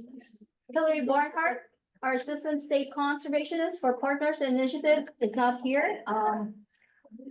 Our staff, Denise Liggett, myself, Rochelle Urquhart, and also special guests, Susie Bishop and Kayla Nickerson, will be presenting up next. Ready? My next? All right. On with the show. Okay. Denise Liggett will be presenting about LWG results. Good morning, everybody. I'm filling in for Hillary this morning. She's away at a training. So I'll be covering the beginning of the local work group presentation and then passing it on to our friends that are with us today. So what is a local work group? The local work group is made up of ag producers, owner operators, soil and water conservation districts, individuals, folks from the local community that are interested or care about our natural resources. And so the local work groups are important because they provide feedback to NRCS regarding the most important natural resource concerns of the local community. So no one knows more about the community and natural resource concerns or problems than the people who live there. Next slide, please. So this is the list of the soil and water, I'm sorry, the soil, water, air, plants, animals, and energy. Some priority resource concerns. So each local work group decide the top 10 resource concerns in their local area. And they provide those results to NRCS directly, and those results directly impact the ranking of the Farm Bill program financial assistance programs. They're conducted once a year, those meetings, and they're advertised and open to the public, and they provide feedback and discussion during those meetings. Next slide, please. So this is a list of the top 10 priority resource concerns that were compiled from all counties and all service centers. And I'm going to let Susie and talk a little bit more about this first. Susie Bishop with the Highlands Soil and Water Conservation District. And come on up and present. And then maybe you can just introduce Kayla. I will. Thank you. Here, can you read that for my next presentation? Hi, I'm Susie Bishop, Executive Director for Highlands Soil and Water Conservation District in Highlands County. And Kayla is actually with Highlands Soil and Water Conservation District, I believe, besides the Florida Department of Ag. So she's part-time a BMP technician under contract with Highlands Soil and Water Conservation District. We have 4 employees under contract that we provide services for Florida Department of Ag, but she's also part-time an employee of Highlands Soil and Water Conservation District. So she works for two different roles in her position. So historically, our local working group meetings have always been extremely successful, which has driven me to come to your state technical committee every year. I can't even remember how many years this is, but we appreciate that you allow us to come and present our results from our local working group. It makes it a much more valuable meeting when we can tell the participants when they come to local working group that it makes a difference, because many times when we've come up, not even before Juan was here, a lot of what we bring to you all in the committee is accepted and put into your programs. So our SoilCon and our office, Carlos Torres, is always very supportive of us making the trip up here to Gainesville to tell you our results. So we appreciate you allowing us to be a part of the agenda today. And we also appreciate the continued support of the partnership that we have with NRCS, because we work hand in hand and we are in the same office space. And we make a good team to serve the producers that we're here to serve. So we appreciate that. Kayla took the ball and ran with it with the local working group meeting this year. So she's going to be actually presenting our results. And she, previous to working with FDUCS and Highlands Soil and Water, she worked with NRCS. She interned, I believe, with Carlos, and then she came on as a full-time employee, and she was with NRCS for about 5 years before she became a mommy and took some time off. And then she came back as an FDUCS and a Highlands Soil and Water employee. So that's why she's very knowledgeable about NRCS and has some deep questions. But while I have your attention, and now that Juan's walked back in the room, I am going to use this moment to ask you all that, I know you're the federal level, but if you have any connections with any state legislators, to please express the value of our soil and water conservation districts. We will probably be facing legislation again in 2025. 2 years ago, we had legislation that absolutely wanted to dissolve all of us effective July 1 after session. We stopped that bill successfully, and then last session, another bill was put forward. It fell for lack of support, and it was more proposing for us to be merged rather than dissolved, which in my opinion is a better alternative than being dissolved. They're now waiting on the results of our OPAGA audits. We are all under an OPAGA audit right now, and those reports will be submitted to the legislators in September. We're starting to get our draft reports, and I'm not crazy about how they're reading. So I fully expect legislation to hit in 2025 session, and I hope that it's not to dissolve us again. I hope that there's an alternative. So if you know your representatives and your senators, or you bump into them, please tell the value of the partnership of what we provide for what you guys do, so that they know the value of having soil and water conservation districts in the state of Florida. Because if they go away, we won't get them back. So we will not get them back. So did you have a question? No, I'm on Sarasota board, Soil and water? and we met with Region 3. The legislator from that district was the gentleman who put the bill in. Yes. He's gonna file again. Yes, I He fully was very- expect it. He was very clear that he would. Yes, and I'm not sure what his position was. I know Representative Trunow's position was to merge, and Representative Trunow is now running for Senate. That's So- who came, and, Oh, okay. and he would again propose the merger. He was very brave to show up at our meeting and took a lot of criticism for his questions, but his main comment was that, you know, he's in ag, and that he hadn't seen in his tenure any real support from the Soil and Water Conservation District. But we, you know, even to my surprise, the people in that room were able to list with very small or no budgets some of the things that we were able to do, and I mean, it's amazing. Yes. And so I think, you know, and with their merger, as long as we have somebody like Wilton, okay, but we're gonna get another Nikki Freed, and you know, having those people appoint our representatives is not a very good solution. So we're on. That is the risk, who the ag commissioner would be, but the alternative of being dissolved is a worse thing to me. I don't So- think that I don't think being dissolved will even float. I have very good relationships with my representatives from Sarasota, Senator Gruters, Representative McFarland, Buchanan, and Tommy Gregory. And I know that they won't support, dissolving us. Depending on the language, I think that they'll support, reassigning how we will operate. I don't support that either. I think that, we need to figure out a way to get those small counties that have no ability to have funding and I thought that was AFCD's role, that they miss 100%. I don't even think they represent us.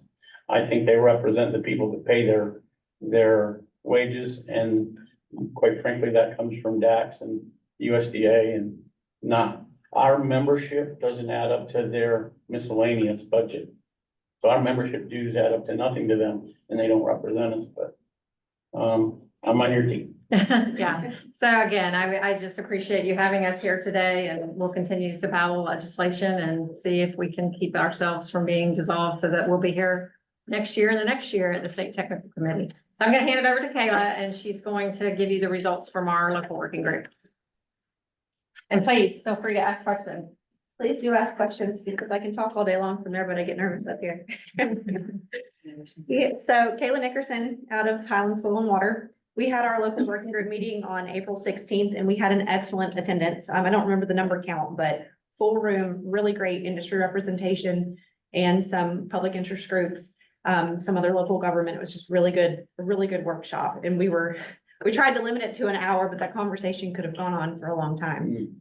But we just wanted to, we had important people in the room and we wanted them to get, we wanted them to be heard and it to be productive. But so the general consensus we had in that meeting is that it sounds like there's a lot more money coming than we've ever had, but there's less agriculture than we've ever had. So there was a lot of topic or a lot of conversation on stuff that this group might not be able to address, but I told them we'd represent it anyway, and that's some changes to the Farm Bill. There was a lot of chatter about needing to up the payment cap from the 450,000 and the 200,000 for CSP, just because of the length of the Farm Bill being extended. So it's not a big deal if it sticks to, is it 4 years is the typical Farm Bill? But if it goes on beyond that, then you're still in those limitations. So that was one topic. And then also the AGI limitation. We had some really great producers in the room who represent big companies who are not able to participate in the programs, but they have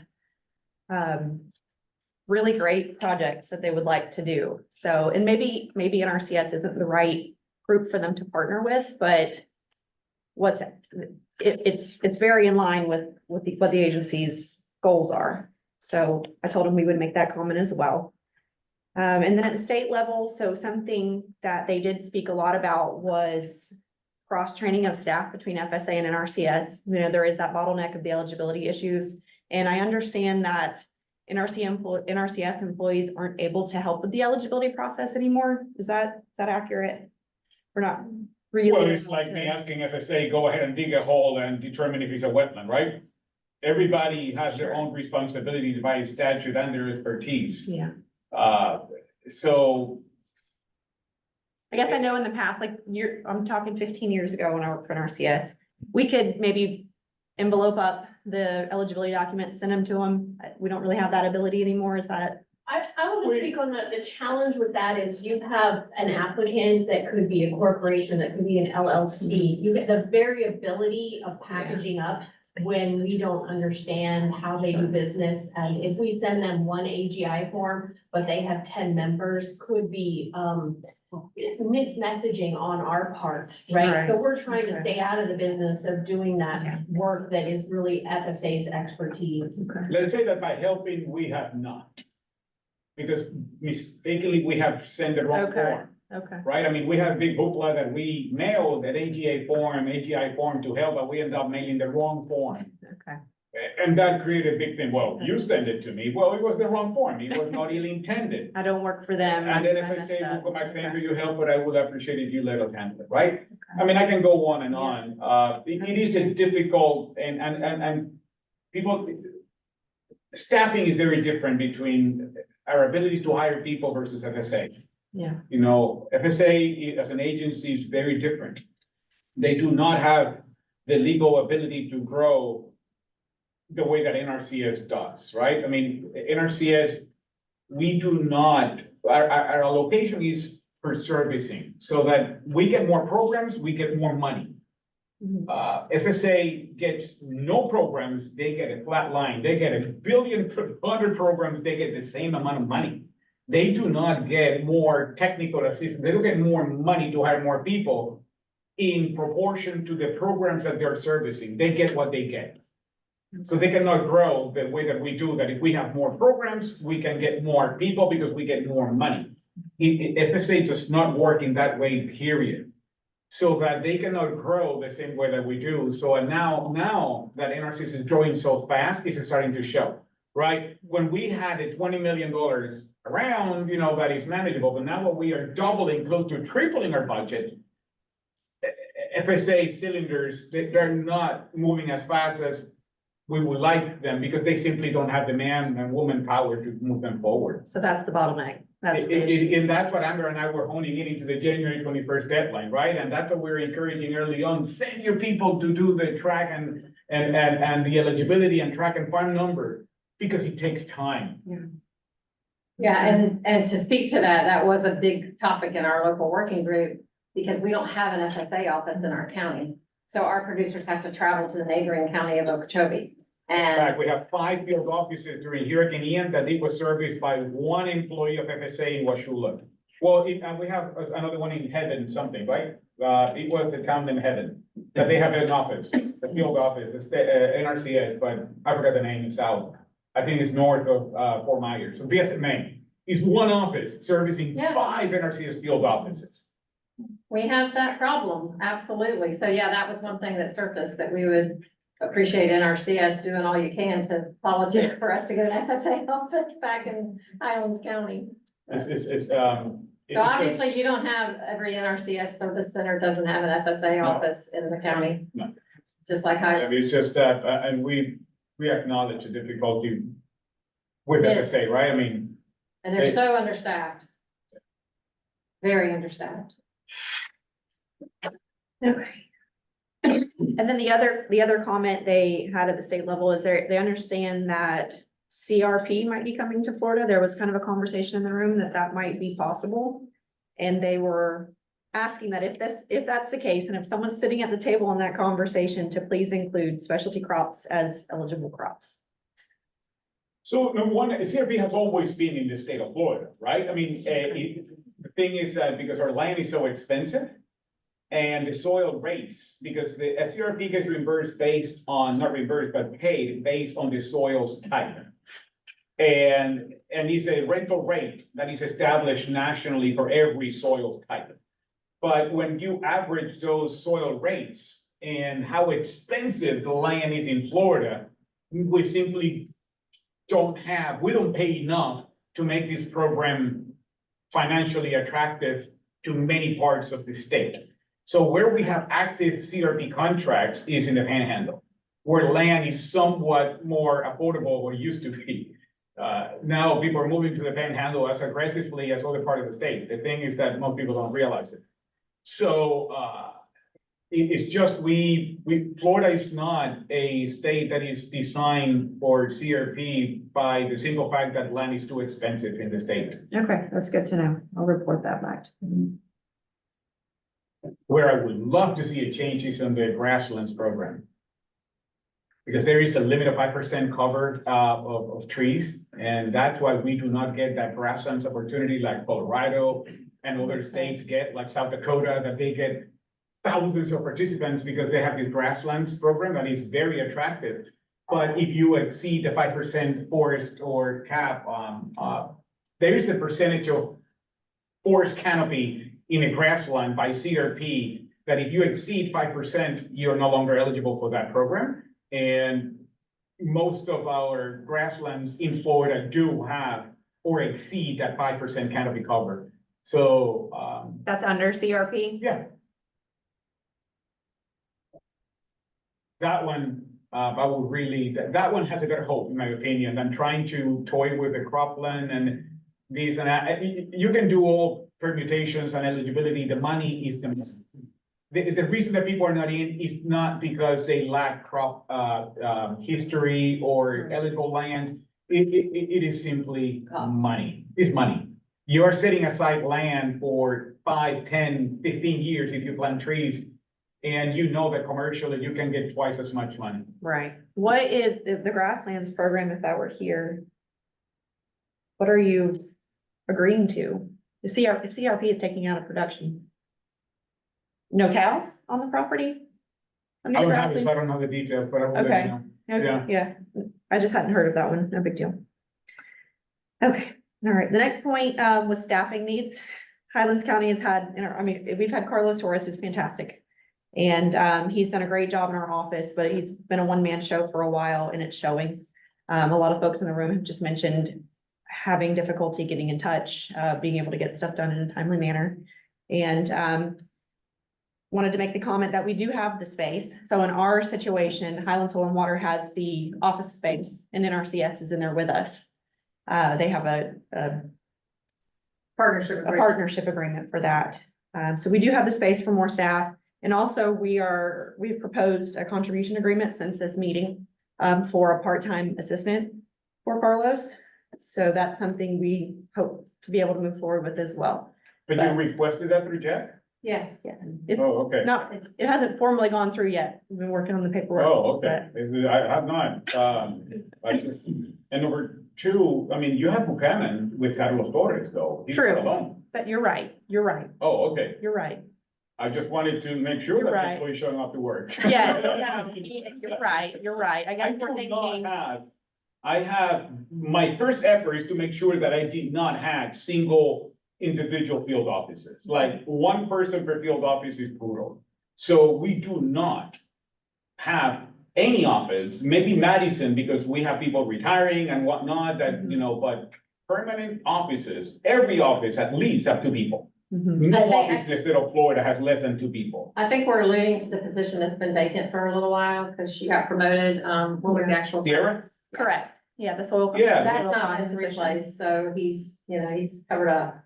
But Yeah, we're talking to Jeff about providing those services through partnership with Highland Soil and Water. I know that this will sound really corny, but I think that we made this selection yesterday. And I kid you not, the check is on the mail, right? But I believe that we did make a selection for that office, Good. early this week, yeah. Cool. And I guess maybe with Don, I wasn't thinking about him working directly with Carlos. I guess I was thinking him being a regional position, which is, He worked for Carlos, okay, that's just a misunderstanding on my part. most people do. Okay. Okay, well, thank you. That sounds great. Sounds like we're moving in the right direction there. Next point made, was plant pest pressure. That was our number one, sounds like that was number one statewide. The comments that were made is just, we need more widespread funding for plant pest pressure to fight invasive plant species and invasive bugs. Was general consensus that the pastures are still riddled with smut grass, coconut grass, tropical soda apple, Brazilian pepper trees, Caesar weed, etc. And then also the groves that are abandoned, now being breeding grounds for invasive weeds and pests all over Central and South Florida. Just that there's still a huge issue here. So I know a lot of funding has been put towards pest eradication and plant pest pressure. Right. But there's still a huge need. So I take it that you're talking about mainly invasive plants as they're putting pressure on cropland. Both. And pasture. Pastures are, Woods too. Crop, pasture, I kind of group those together, but not a lot of people know. I'm thinking in terms of, native areas and managed forest. we don't So have, I'm assuming, We don't have forest. so, But it does. well, my question is related not to what you guys handle in Highlands County, but what the program, what the state priority is. Does that cover silviculture? It does. Okay, thanks. That's just what, I just wanted to clarify. Yep, you're good. Plant productivity and health, it can span, the various land uses. For Okay, sure. thanks. right, so in Highlands County, it just, if you drive around, our pastures are covered in smut grass, coconut grass. Right of ways, it's everywhere. And then also the groves have really just become breeding ground for everything. The groves that haven't been pushed, that have been abandoned. So the request there was just, I think, I understand that if you apply just for, is it herbaceous weed control? You can get funded for just that, is that correct? If you can apply, there's a funding pool just to apply for that. You're not doing any other practices other than. No, we looked at the spectrum of pools, right? So we have field office pools, we have livestock pools, water conservation pools, tribal, HU, socially disadvantaged, community farmers. So we do not at this present time have anything dedicated specifically to that invasive management. But invasive management could fall as a priority for various pools. Sure. Okay. So again, the request there is just to emphasize the need for funding there. We just have big issues in our county and surrounding counties with invasive plant species. Well, depending if it's a pervasive species, like 315, they can fund that 3 years in a row in succession. Yeah, so that's also something you can consider. And that was a kudos that we got in the group. There was a lot of good remarks about extending that. So thank you for making that change. The next one, kind of on the same track. Asking for a payment scenario for pest management on cropland. We're thinking specifically citrus is what our scenario is. For clearing abandoned groves, including weed management for 3 to 5 years and nutrient management for 3 to 5 years. So I understand there's a scenario where we can clear groves, plant permanent cover.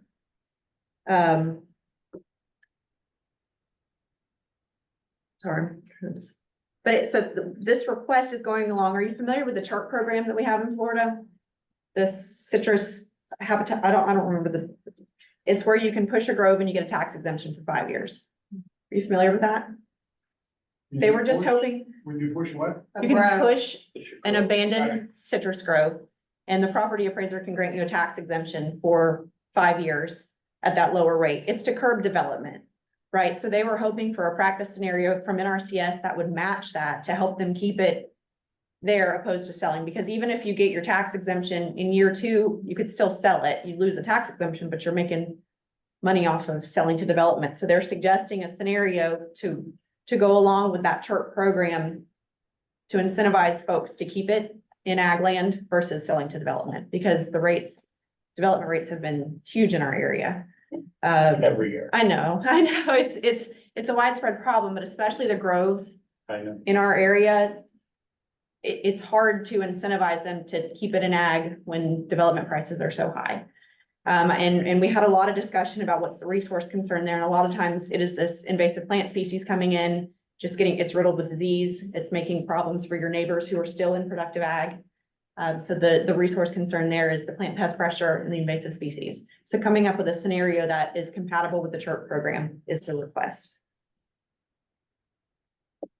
Does anyone have any comments on that, to the possibility of something like that we could work on?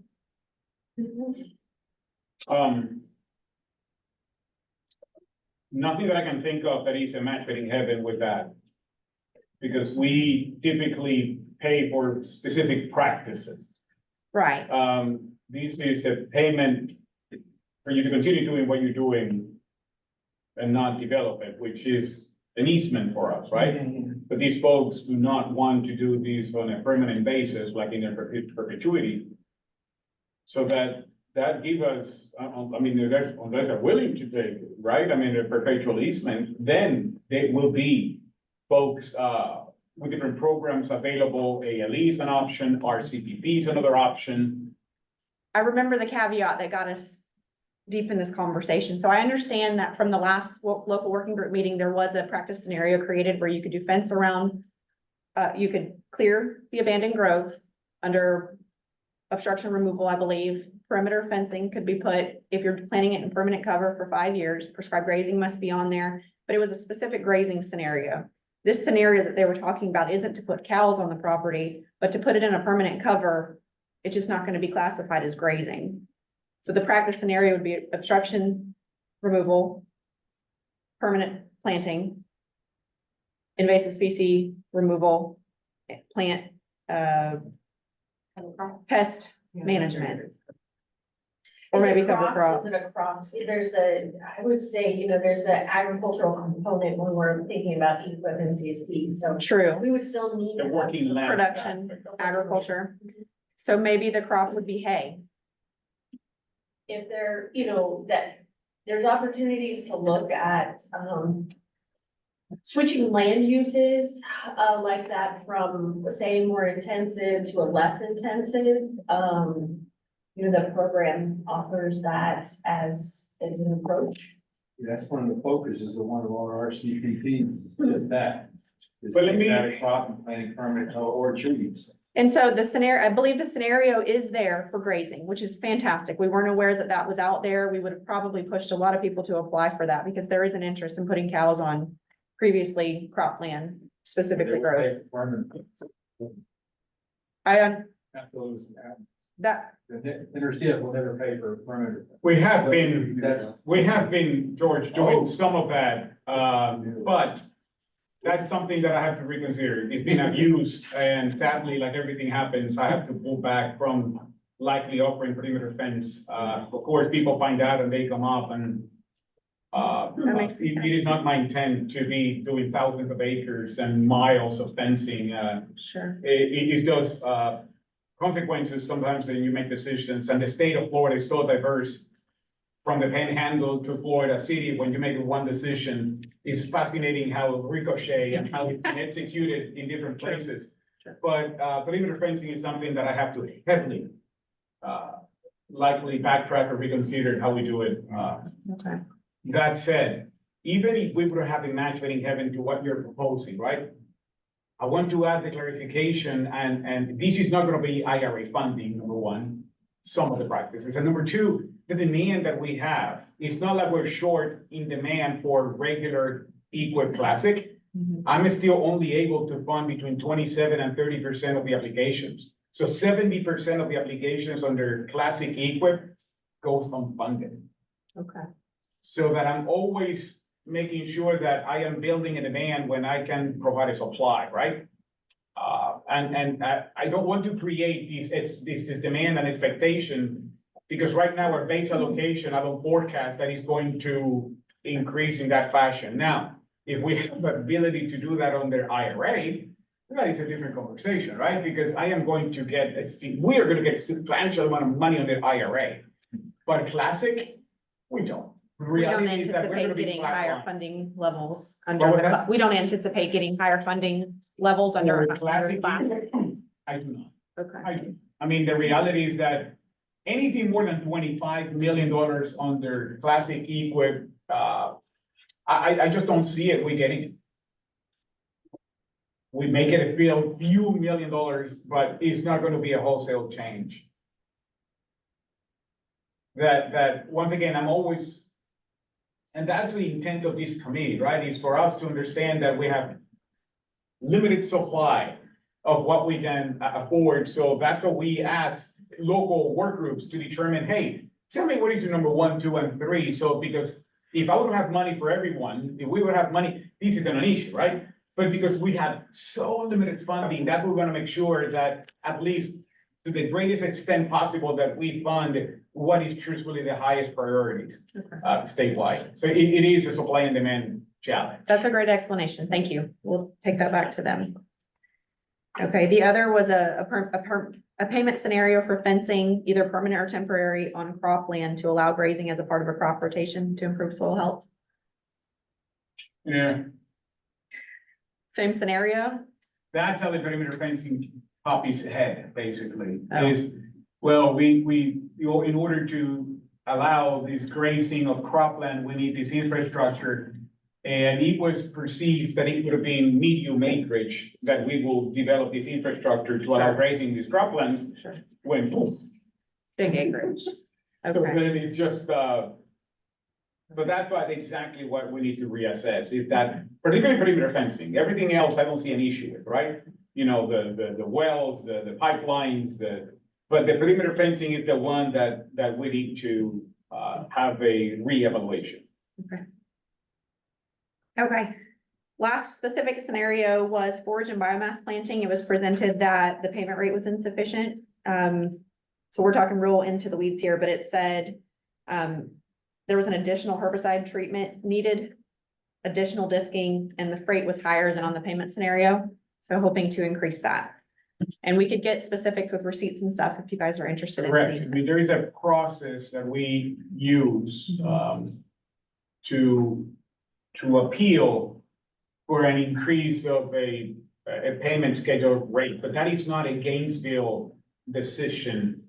Because our payment schedule is merged with 4 states. Mhm. It's like South Carolina, no, I think it's South Carolina, Georgia, Florida, and Alabama. So all 4 states have the same payment schedule, right? So that when Georgia wants to increase something, they have to ask us and the other neighbors, hey, mother may I.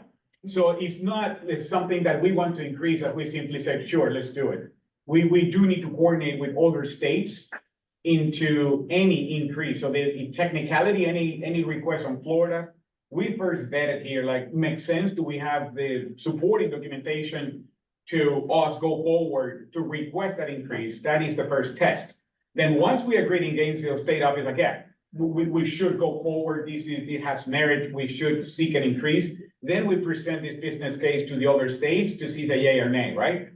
And we see what happens. Is that something that we should try to obtain receipts and get to the state office to take a look at from our state office level to see if it truly is under? I will start the conversation, of course, in Gainesville, absolutely. So Okay. you start, So we would so wanna- what practice or practices are you seeking specifically? Forage and biomass planting. So that technically would be Stephanie, I'm thinking, Yeah.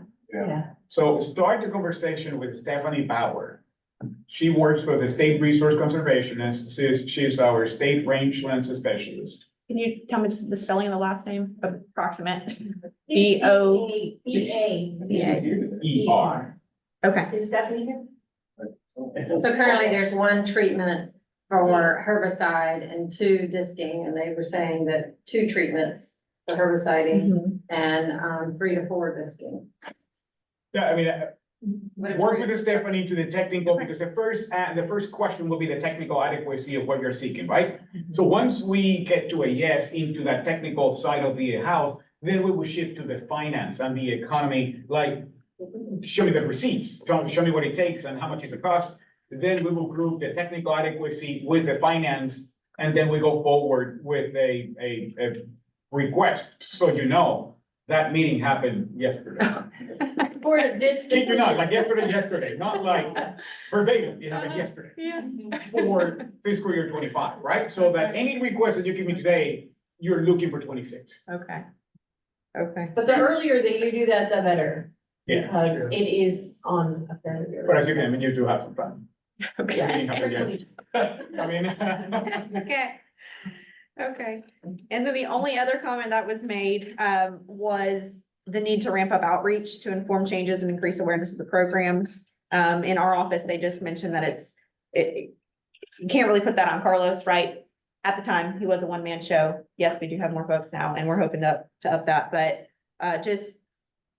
our group as a whole, we were unaware of some of the changes that were made as a result of the last year's local working group. So maybe some kind of recap once, I know we'll have the minutes, that's fantastic, and then maybe if there's, and maybe it would happen next year no, because changes were made to the program, I understand. And we would like to be able to know those changes so we can disseminate it to the producers as they apply for new programs.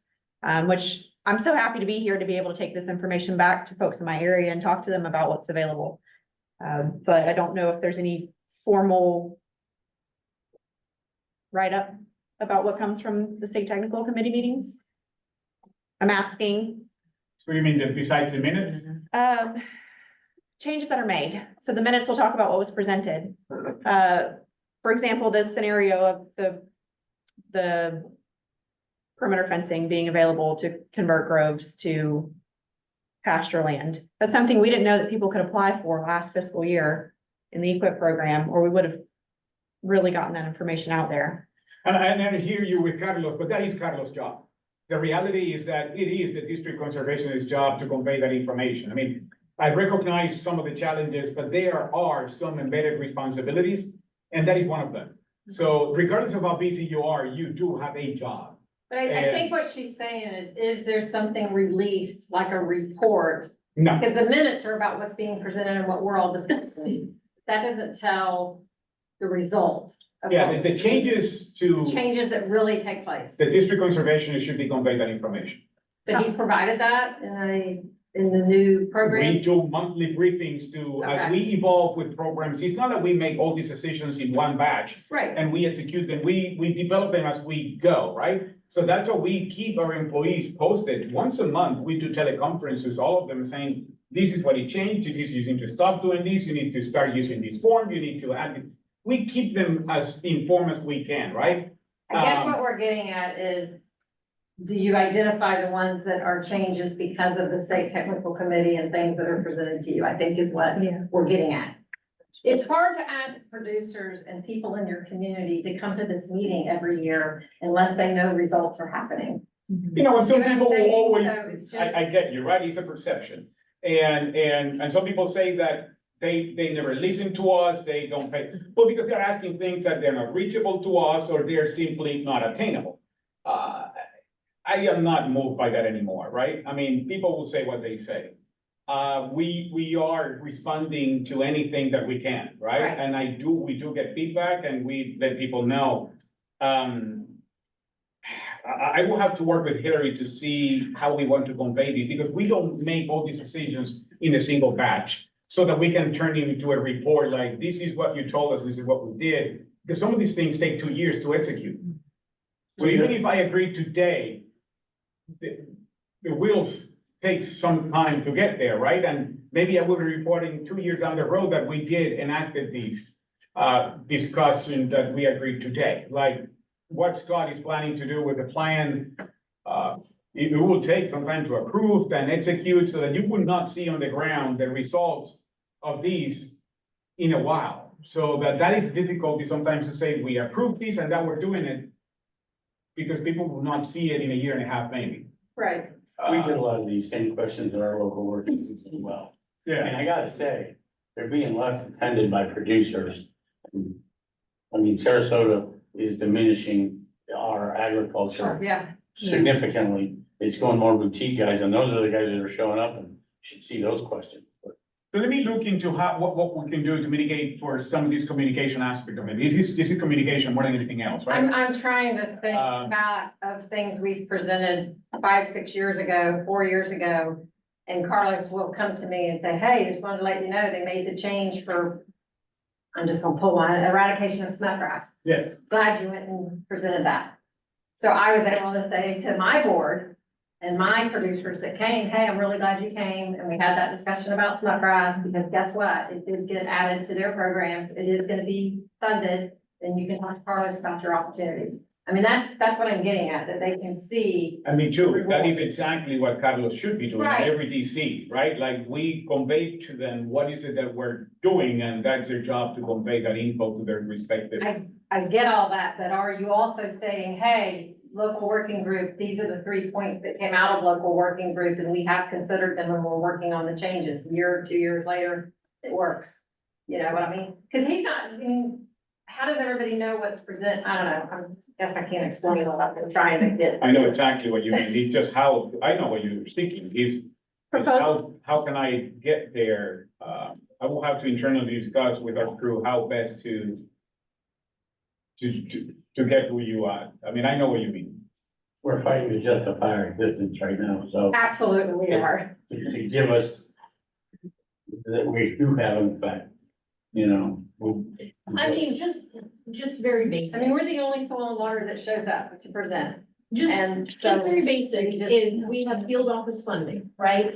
It's 4.6 million. It's going directly. And the funding is based on the feedback from these work groups, right? The work groups are saying, this is our list of priorities, the resource concerns. And so those are impacting funding decisions. So it, you know, our ranking tool has a lot of layers to it. But one of the layers is the feedback from these soil and water conservation districts, from those producers. So, you know, that funding is directly related, and prioritized, again, layers, but to those local resource concerns. So producers are showing up and they're saying, hey, this is my top list, that will feed through to the funding. So there is, and it's not super easy to make a lot of correlations because of the complexity of our tool these days. But, you know, we have a list of 7 questions and we assign points to them. And those questions are based on priority resource concerns. So for that local work group. So there is, you know, that's a nexus. It might not be exactly what you're looking for, but, that is the place we're dovetailing feedback in when it comes to that program that So way. let's, I will take a note to work with Hillary and her crew to see how we can, improve this communication aspect of it. I don't know that we're gonna get where you exactly are, but let's see what we can come up with and we can go from there. George? Are the DCs still doing their own ranking for their field office? They started that the last year I was there. Yeah. Well, I think maybe the answer may be you get the finalized ranking out early so that you can share it with your people so they know this is what's gonna be the priorities that we're gonna be funding this year. Maybe that's something to think about. Or that it impacts, because as I was just saying, our tool now is more complex. It has layers. That the impact from that local work group is a piece of a pie. And, so it's not solely, but I mean, we definitely can share those questions. Yeah, getting that out early, that would help, that would help a lot. Discuss internally to see how we can Yeah. report on it. So just take a note of that, please, to discuss with Hillary and Amber. Yep. See how we Got it. can proceed, yeah. Something that just comes to mind, if those meetings are monthly where you disseminate new information, maybe have talking points specific to local working groups that they can report at their soil and water district meetings.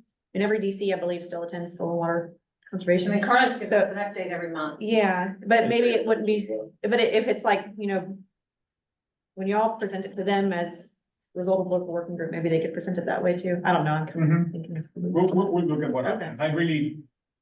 I don't have an answer for That's you, a- but we will that's- figure it out. No, thank you. Thank you for hearing us out. We appreciate the process and thank you for having us. Yeah, absolutely. All right, thanks, Kayla. All right, we're circling back to Denise Liggett, our Regional Conservation Partnership Program Coordinator.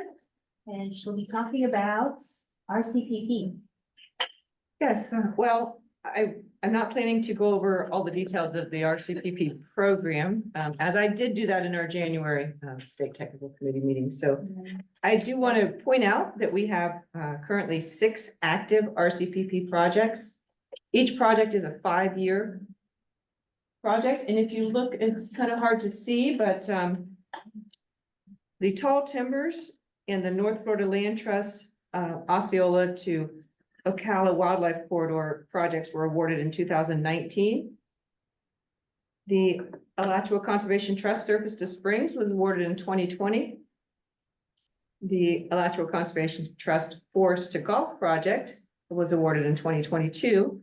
And in 2023, the Alachua Conservation Trust Lake to Lagoon and the North Florida Land Trust Corridor to Coast projects were awarded. So each of these projects has a combination of both land management, which is EQIP and CSP-like contracts. We call them land management under RCPP. And they also have easements. So every project has both funds set aside in both projects for that. So next slide, please. So this slide represents all RCPP federal funds. Just the financial assistance dollars and combined total of all 6 projects is $52 million. Rounded, of course. For easements, 45 million, and land management, 6 million. So as you can see, RCPP is bringing a lot of money into the state. Next slide, please.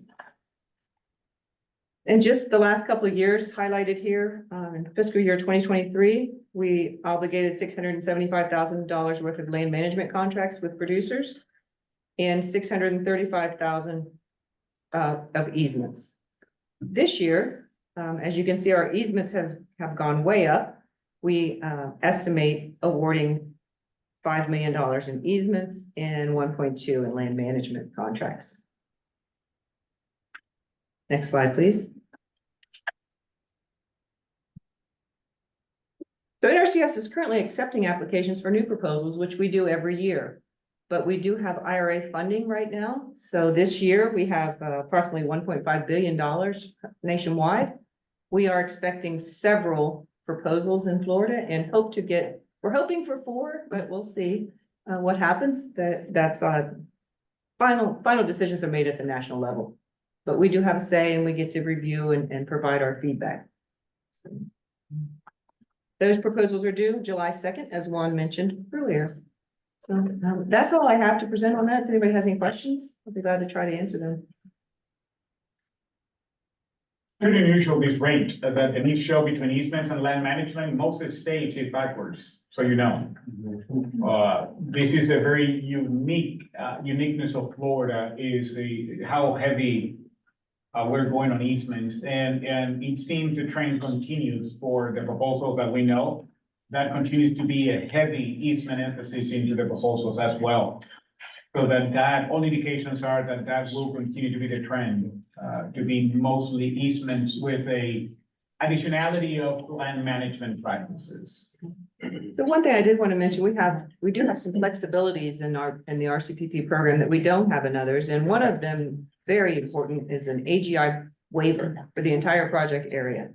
So that means nobody has to apply for the AGI with the eligibility. everybody in the whole area is approved, if that waiver is approved, there's a process.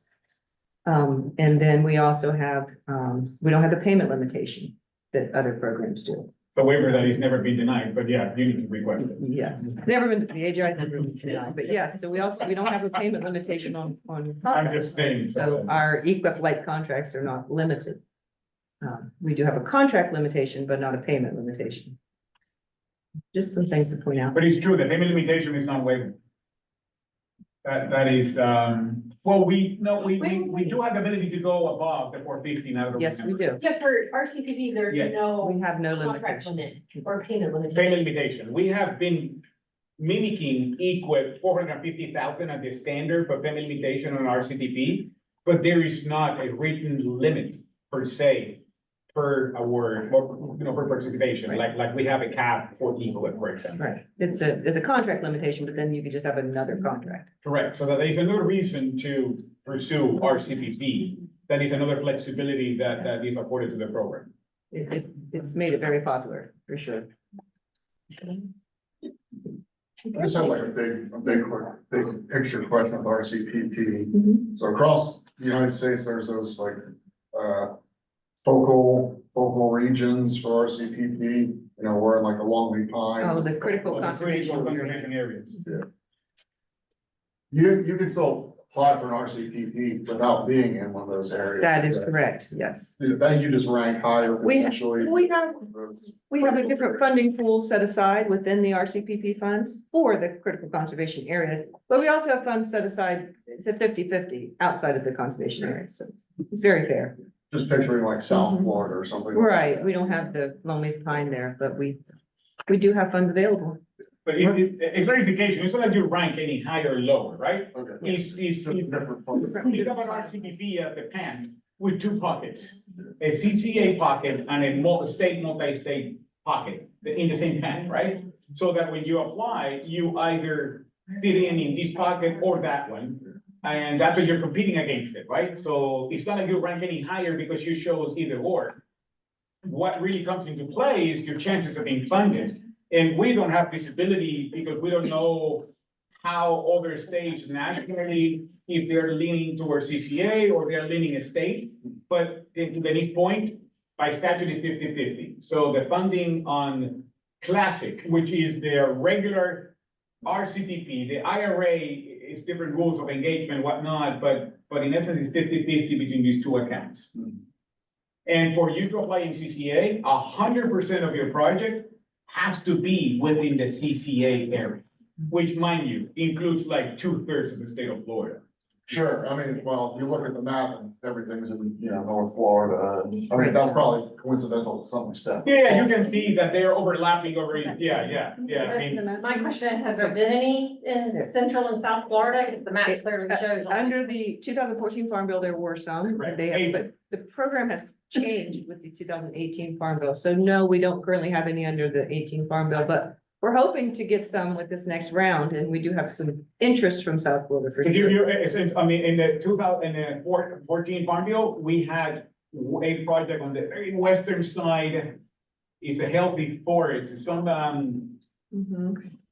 right Yeah, we here. had a Healthy Panther forest. project It's- as well. it's back, with, Have that map in front of me. that is the one that we did with RMS. Right, the one on the pan. Yeah. So, but in the very western, so that is a 14 Farm Bill, the very western side. And then we did an Avon Park that is outside that cluster as well. So we have had in the past, but We had all Farm Bill 18, they grew basically into that area. They did. Yeah, The Avon Park one at the range. yes. Yeah, they And the just partner was Central closed, Florida you know, they've Regional Planning Council. or completed their Department of whole Defense? cycle. Department Yeah. of Defense did that one? Because I know the Regional Planning Council was They were involved in but that. funding wise, it was revenue. So it was, okay. Yeah. Okay, I am aware of that one. So the location that we have, but that is where they added Farm Bill 18 is where the conglomerate of agreements that we have. Specific question, is funding, does funding come from the partner to NRCS and NRCS distributes the funds? Or do payments come from the partner and NRCS to the landowner recipient? The partner brings contribution and match to the project, but the federal dollars come directly through the project to the producer. So it's all federal funds that they're, usually the partners are bringing match on easements or contribution for, there's a outreach portion of this, project management, education to the public. They bring a lot of that with them.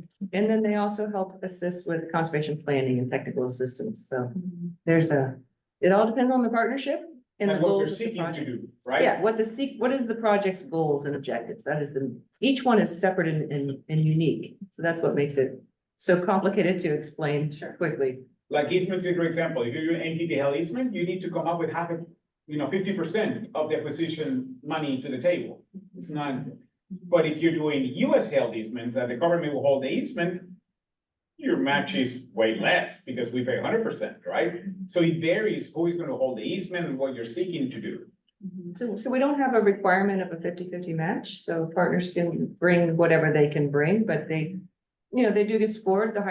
The more contribution you have, the higher your score may be on your proposal. And there's really this, match is easements, contribution is This project. project, yeah. So just know there's this match is a particular term that's used, but the project requires a contribution. If you have easements, there will be a match component. That isn't, so anyway. Okay, any more questions? We don't have anything online, right? Yeah, check. Okay. Yeah, thank We you. do have one earlier, but we will, discuss We it have at the one end more of the. presenter. Got it. Yep. Okay. Thanks, Denise. Thank you. All right, we're switch seats. Oh, yes, I got you. I can remember how to do that. So I will be stepping in for Hillary regarding CIG, Conservation Innovation Grants. So for 2025 notice of funding, the priorities are urban ag, water conservation, soil health, and carbon sequestration. And notice of funding will be coming soon. Next slide, please. So the Florida CIG, the deadline is September 30, 2024. Again, the priorities, urban ag, water conservation, soil health, and carbon sequestration. Eligible applicants, all US-based non-federal entities and individual are eligible to apply for projects carried out in Florida. Total available, $1 million. Individual award floor is 50,000, and the individual award ceiling is about $250,000. The project can be between 1 to 3 years in duration, and the cost share applicants contribute 1-to-1 match. Historically underserved applicants may provide 25% of total project costs, and any tribal applicants are not required to have any match. So let's go with the overview. Next slide. Just a simplified timeline. Deadline, September 2024, and anticipated selection date will be the following month, December of 2024.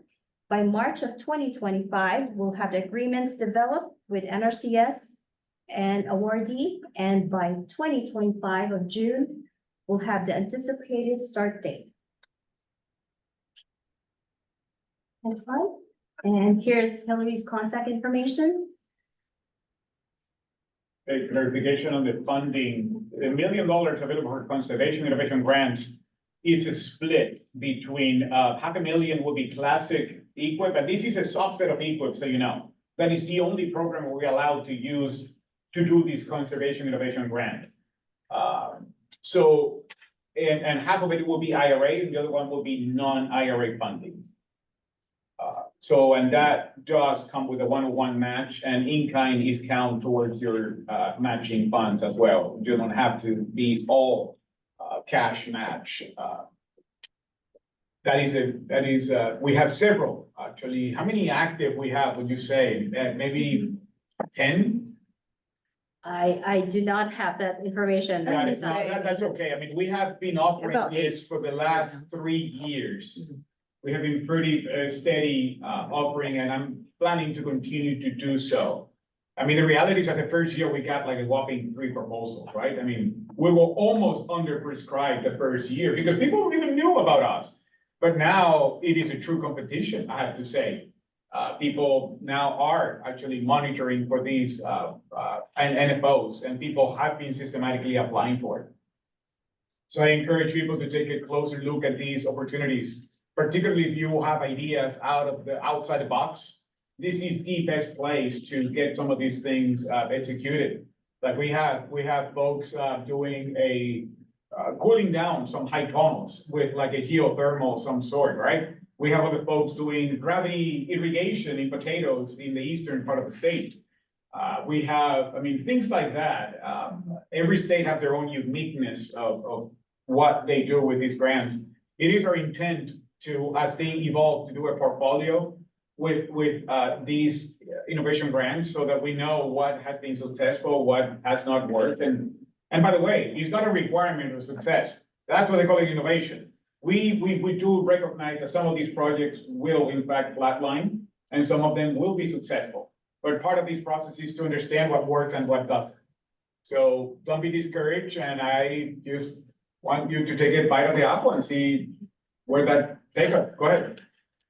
If you're applying for the federal CIG, then you apply for the state for the same project? No, well, Can't be awarded. for the national, you have different requirements and you will not be competitive anyways, right? So that, can you, yeah, but I don't know that you're going to rank enough to, at the national, there is additional requirements, and you can go as high as $5 million on the national. And that does have a multi-state requirements at times. I mean, I will have to look at the national. I'm asking because I'm working with a group out of Michigan, Swert, where they put a polymer beneath a deep sandy soil. Oh, yes, I'm familiar with it. Yep. They contacted me for the Plant City area strawberries. Yeah, for the same. Yeah, I think we're gonna try to do something in Live Oak this year with, Dr. Hockenmuth. I just met with him. And I encourage them to do a CIG. I encourage them to do a conservation innovation grant. Eventually, we can get, and do you know the interim practice process? Are you familiar with the interim practice?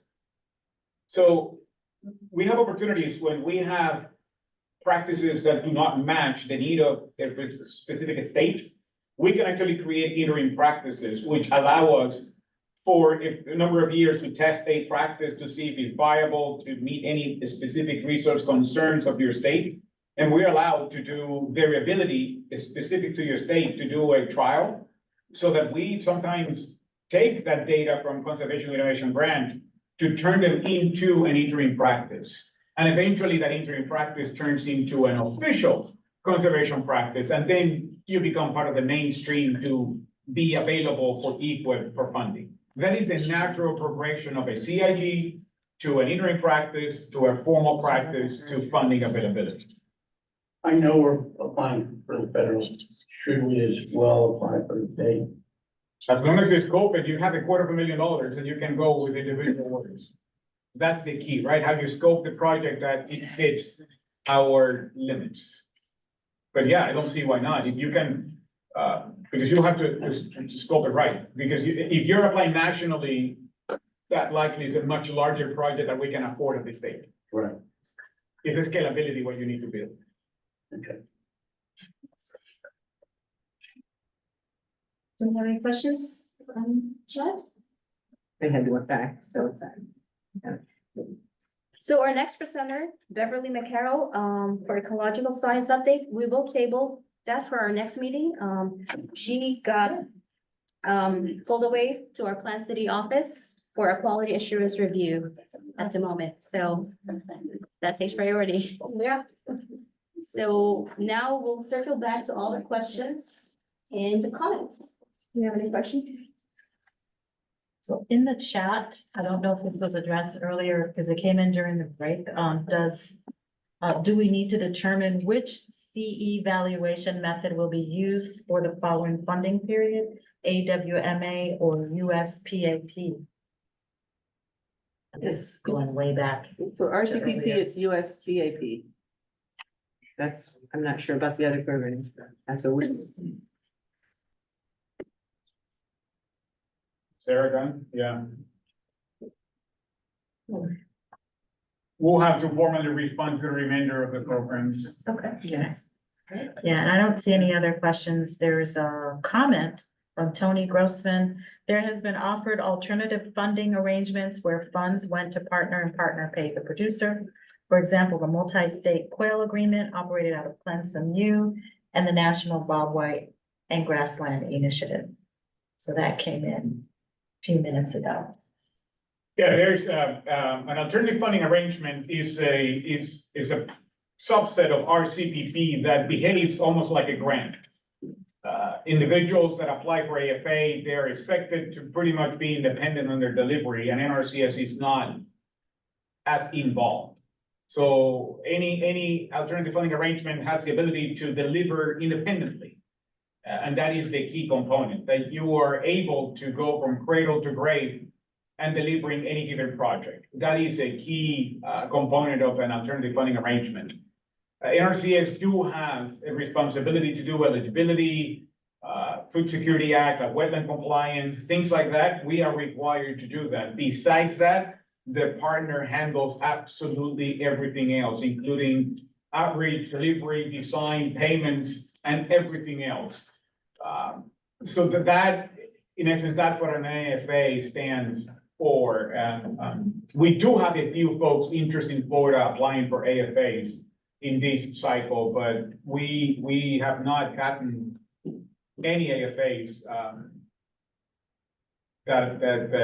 It's just difficult to deliver an AFA complete independent. That is some difficulties with that, but we will gladly entertain any discussion with anybody interested. And Tony, if the commission is interested in an AFA, you know my phone number. I would love to see that actually. And forgive me, I did not mention who asked the previous question. That came from Michelle Smith. Former Michelle Smith? Yes. Oh, got it. Hi, Michelle. I just didn't want to overlook mentioning her name. So No, absolutely. that's it for questions in the chat. Do you have any final remarks? Well, I do want to go over quickly over the Archibald. If we don't have any other open questions, I am summarizing the letter here, but they did mention that they are in alignment with Highlands County local work working group comments under opening remarks. They go over the landowner outreach request. Something that we could certainly do for that intent is that, and I have been thinking of these, is that we can actually do an RFP for the state level, that any NGO that is willing to take on some outreach opportunities, that I will offer basically an RFP at the state level for next fiscal year for people to apply, like, hey, I'm willing to do outreach in the following counties with categories A, B, C. That I very likely I'm going to afford that to any NGO in the state of Florida as a RFP for outreach and education purposes. So that's something that very likely I'm entertaining for next fiscal year. Request for payment? Request a proposal. Okay. Yeah, so that we will NGO? just put like non-governmental organizations, like, like any nonprofit or, but you have to be an approved entity, like a 501c3. You have to have a legal standing. It's not like today, it's like Friends of the Yellow Bird. You need to be organized in order for us to do business with you directly. Is Archibald one of those? They can. groups that could, if, So the other comments that they have is related to easements and how we operate easements, is specifically stewardship funds. The stewardship, so when monies from easements come in different pockets. So we have the acquisition money is one thing that we use, like Creno mentioned, into the money to buy the easements, rights and whatnot. The development rights mostly. Then we have other pocket of money when it's needed for restoration. Mostly on wetland restoration and whatnot. But then after we finish that restoration, we have a third and final pocket of money that we call it stewardship, which is to maintain some of the values of these restored acreage as we go forward. That is one of the most limited pockets of funding that we have on easements. Reality is that we just don't have enough for the demand that we have in the state. So we are looking at how best to invest these stewardship funds, and we're looking, and we're going to be prepared to present a business case to the state technical committee whenever we have ready the final proposals of how we are planning to invest these stewardship funds in the state. We don't have all the plans worked out, but we have the need to limit and to be more specific about where do we invest these funds and what difference we're making, just because we don't have enough to go across the board. We have 250,000 acres of easements in Florida under NRCS, and 200,000 of them are wetland easements. So the demand for that money is very aggressive. So that is something that we will be working not only with Archibald, but with any easement holder as we go forward with that. They mentioned AGI, you mentioned it. That is not within the purview of any state. That is a congressional action that deals with the adjusted gross income. So I do encourage folks to go online and find out who is the Ag Appropriations Committee and the Ag Committee members and let them know. That might be important for them to really consider when they are drafting the Farm Bill. I'm not encouraging anybody to lobby, just educate his members, just in case. And this, I'm just saying, right? Let me see if I'm missing anything here that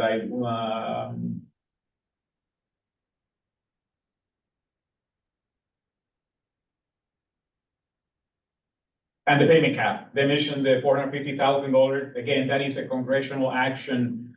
We have no legal means to even, that is not even a waiver to speak of. So that is carved in stone, this 450,000. And so, you know, I have not seen a single comment that is being entertained for change. So, you know, I'm not saying that it's not going to change, but I have not seen anything of that regard. That's, in a nutshell, the summary of what Archibald wrote. Once again, I wanted to clarify to see if anybody from Archibald on the line that want to add more to these, about this letter, or any questions that I left unanswered. Earlier was nobody from Archibald on the call, so. Fair enough, now the floor is open to anything, really. We, even if we did not discuss it, feel free, if you have a question, and if we don't have an answer, that's okay, we'll get back to you. Please. Have you guys met and developed your storm plan for 2024? So, we do have a foundation of more or less how we are going to respond, but the devil is in the details, right? Mm-hmm. And sometimes not knowing, it depends where the hurricane hit us, is type of what we do. And I hate to admit it, but at first I was like, it's hard to plan with these events at times, how we respond, but we do want to pursue a single lane that regardless of where the hurricane is going to hit us, protocol wise, we should do the same steps until we get to that intersection of now that we hit forest lands or rangelands or cropland, or it depends on where it is. That's what I want to take these as close as I can to these specifics. That's what I want to cut it short to allow us the flexibility to pivot as needed. But I do want to develop a protocol that is identical, regardless of where it is and the magnitude. That is something that I want to aggressively pursue, and we have to. We are reinventing the wheel every time, and that is so painful and so difficult. I would just like to Please. say that the piece of that puzzle is if we have new customers coming in, or if we have returning customers, a big piece of it is the farm records. So preemptively, producers working with FSA, you know, like get in there now. Get your records updated, get all your land that's in your operation. Get it in with the farm record. We'll do an email blast. In our area, we have a huge email list, and we can do a blast to get people for storm preparation. That should be part of your storm preparation. Absolutely, because if they have that information, we really just need an AGI. Because if their membership is all up to date with FSA, right?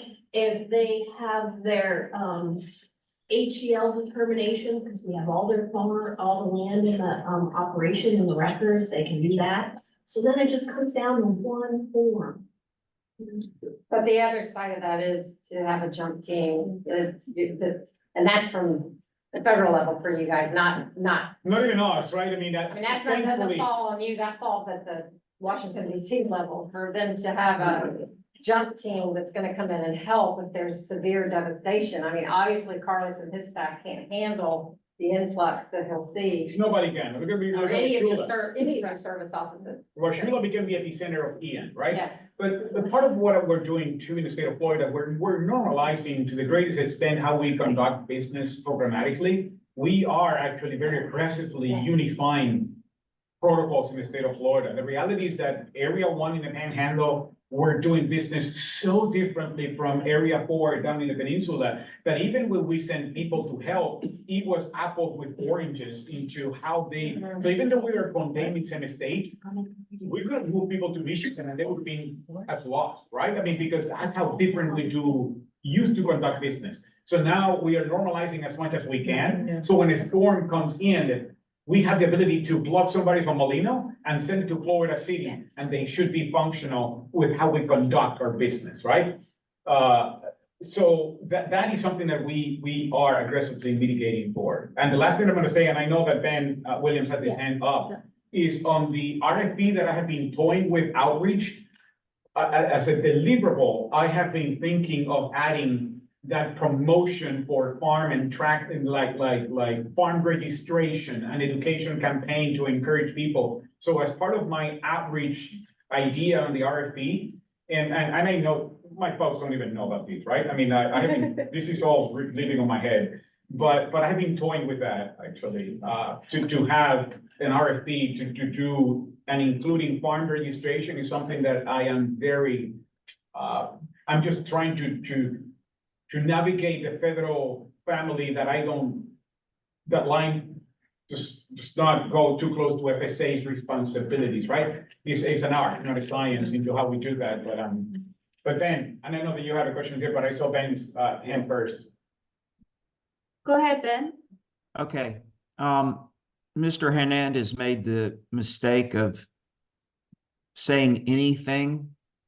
And when I say anything, he said basically kind of open the window to ask any question. And I've put this, yeah, you know, you're being kind and it's going to bite you. I've put this to Hillary in an email, and I think we talked about it about a year or so ago down in Cape Coral. The collared cow demonstration project is of interest to those of us here in Northeast Florida that are in silviculture, because woods cows, both from the standpoint of them being a replacement for what would have naturally been here, which would have been woodland buffalo, so they would serve that purpose in the ecosystem. They would also provide another source of income on the land, and all the other things they would do good to the woods. What about the possibility of a demonstration project using collared cows in silviculture land here in Northeast Florida somewhere? Well, you saw that would be a perfect fit for the Conservation Innovation Grant. Okay, but that's beyond my ability to navigate how to do that. We're the folks that are willing to give you land to work on and maybe throw some funds toward helping somebody that knows how to run cows to do it, but navigating the process is way beyond our ability. So just be aware you've got folks up here that are willing to partner and kick some money and give some land if you can find somebody else that knows how to navigate and handle cows to get something going up here. Well, I mean, short of a Conservation Innovation Grant, trials per se, NRCS, I mean, we'll have to discuss what is it specifically that you're seeking to do, right? But, we don't do trials or experiments under the regular EQIP sign up, right?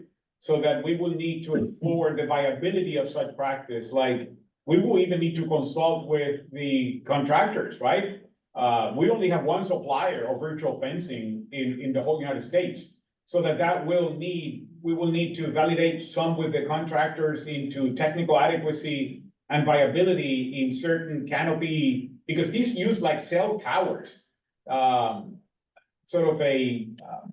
That's how the virtual fencing work with the cell towers. So that if we have a heavy canopy, I don't know how viable that practice will be.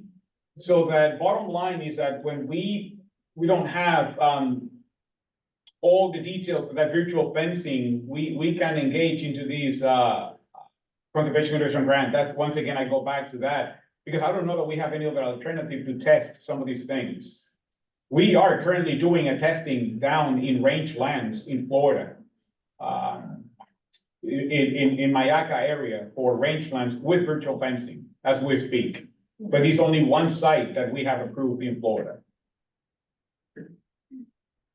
Okay, I kind of understand that. I'm just keeping on your radar that there's somebody up here willing. If somebody else can jump through those technical hoops. Understood. Do you have it? No, I was just wondering. Oh, sure. Okay. Hey. Do you have any final remarks, comments? No, yeah, so 12:05, so wow, long time. So no, I don't have any further comments other than thank you for your willingness to come in and the ones that join on the call remotely. Very much appreciated. We hope to see you all again in January in our second iteration. We will be working with the minutes. We will be waiting to finalize. So what we can do is that we can send preliminary minutes based on the comments, discussion, whatnot. Then we can send a final set once we have collected any decisions, final recommendations and whatnot, because we need to allow people 30 days to respond anything. So not cognizant of that timeline, and we will discuss your request, guys, into how we can communicate any decisions, points, or recommendations from the committee. So with that, thank you. Thank you for your feedback and have a safe trip back home. And keep in mind that, go ahead. I just wanted to add that, within the week, hopefully by the end of the week, we'll have the PowerPoint presentation on our website. If you go to the state technical committee page, it'll be posted there. Thank you all. All right. Have a safe trip back home. Thank you. Thank you, everyone. Going on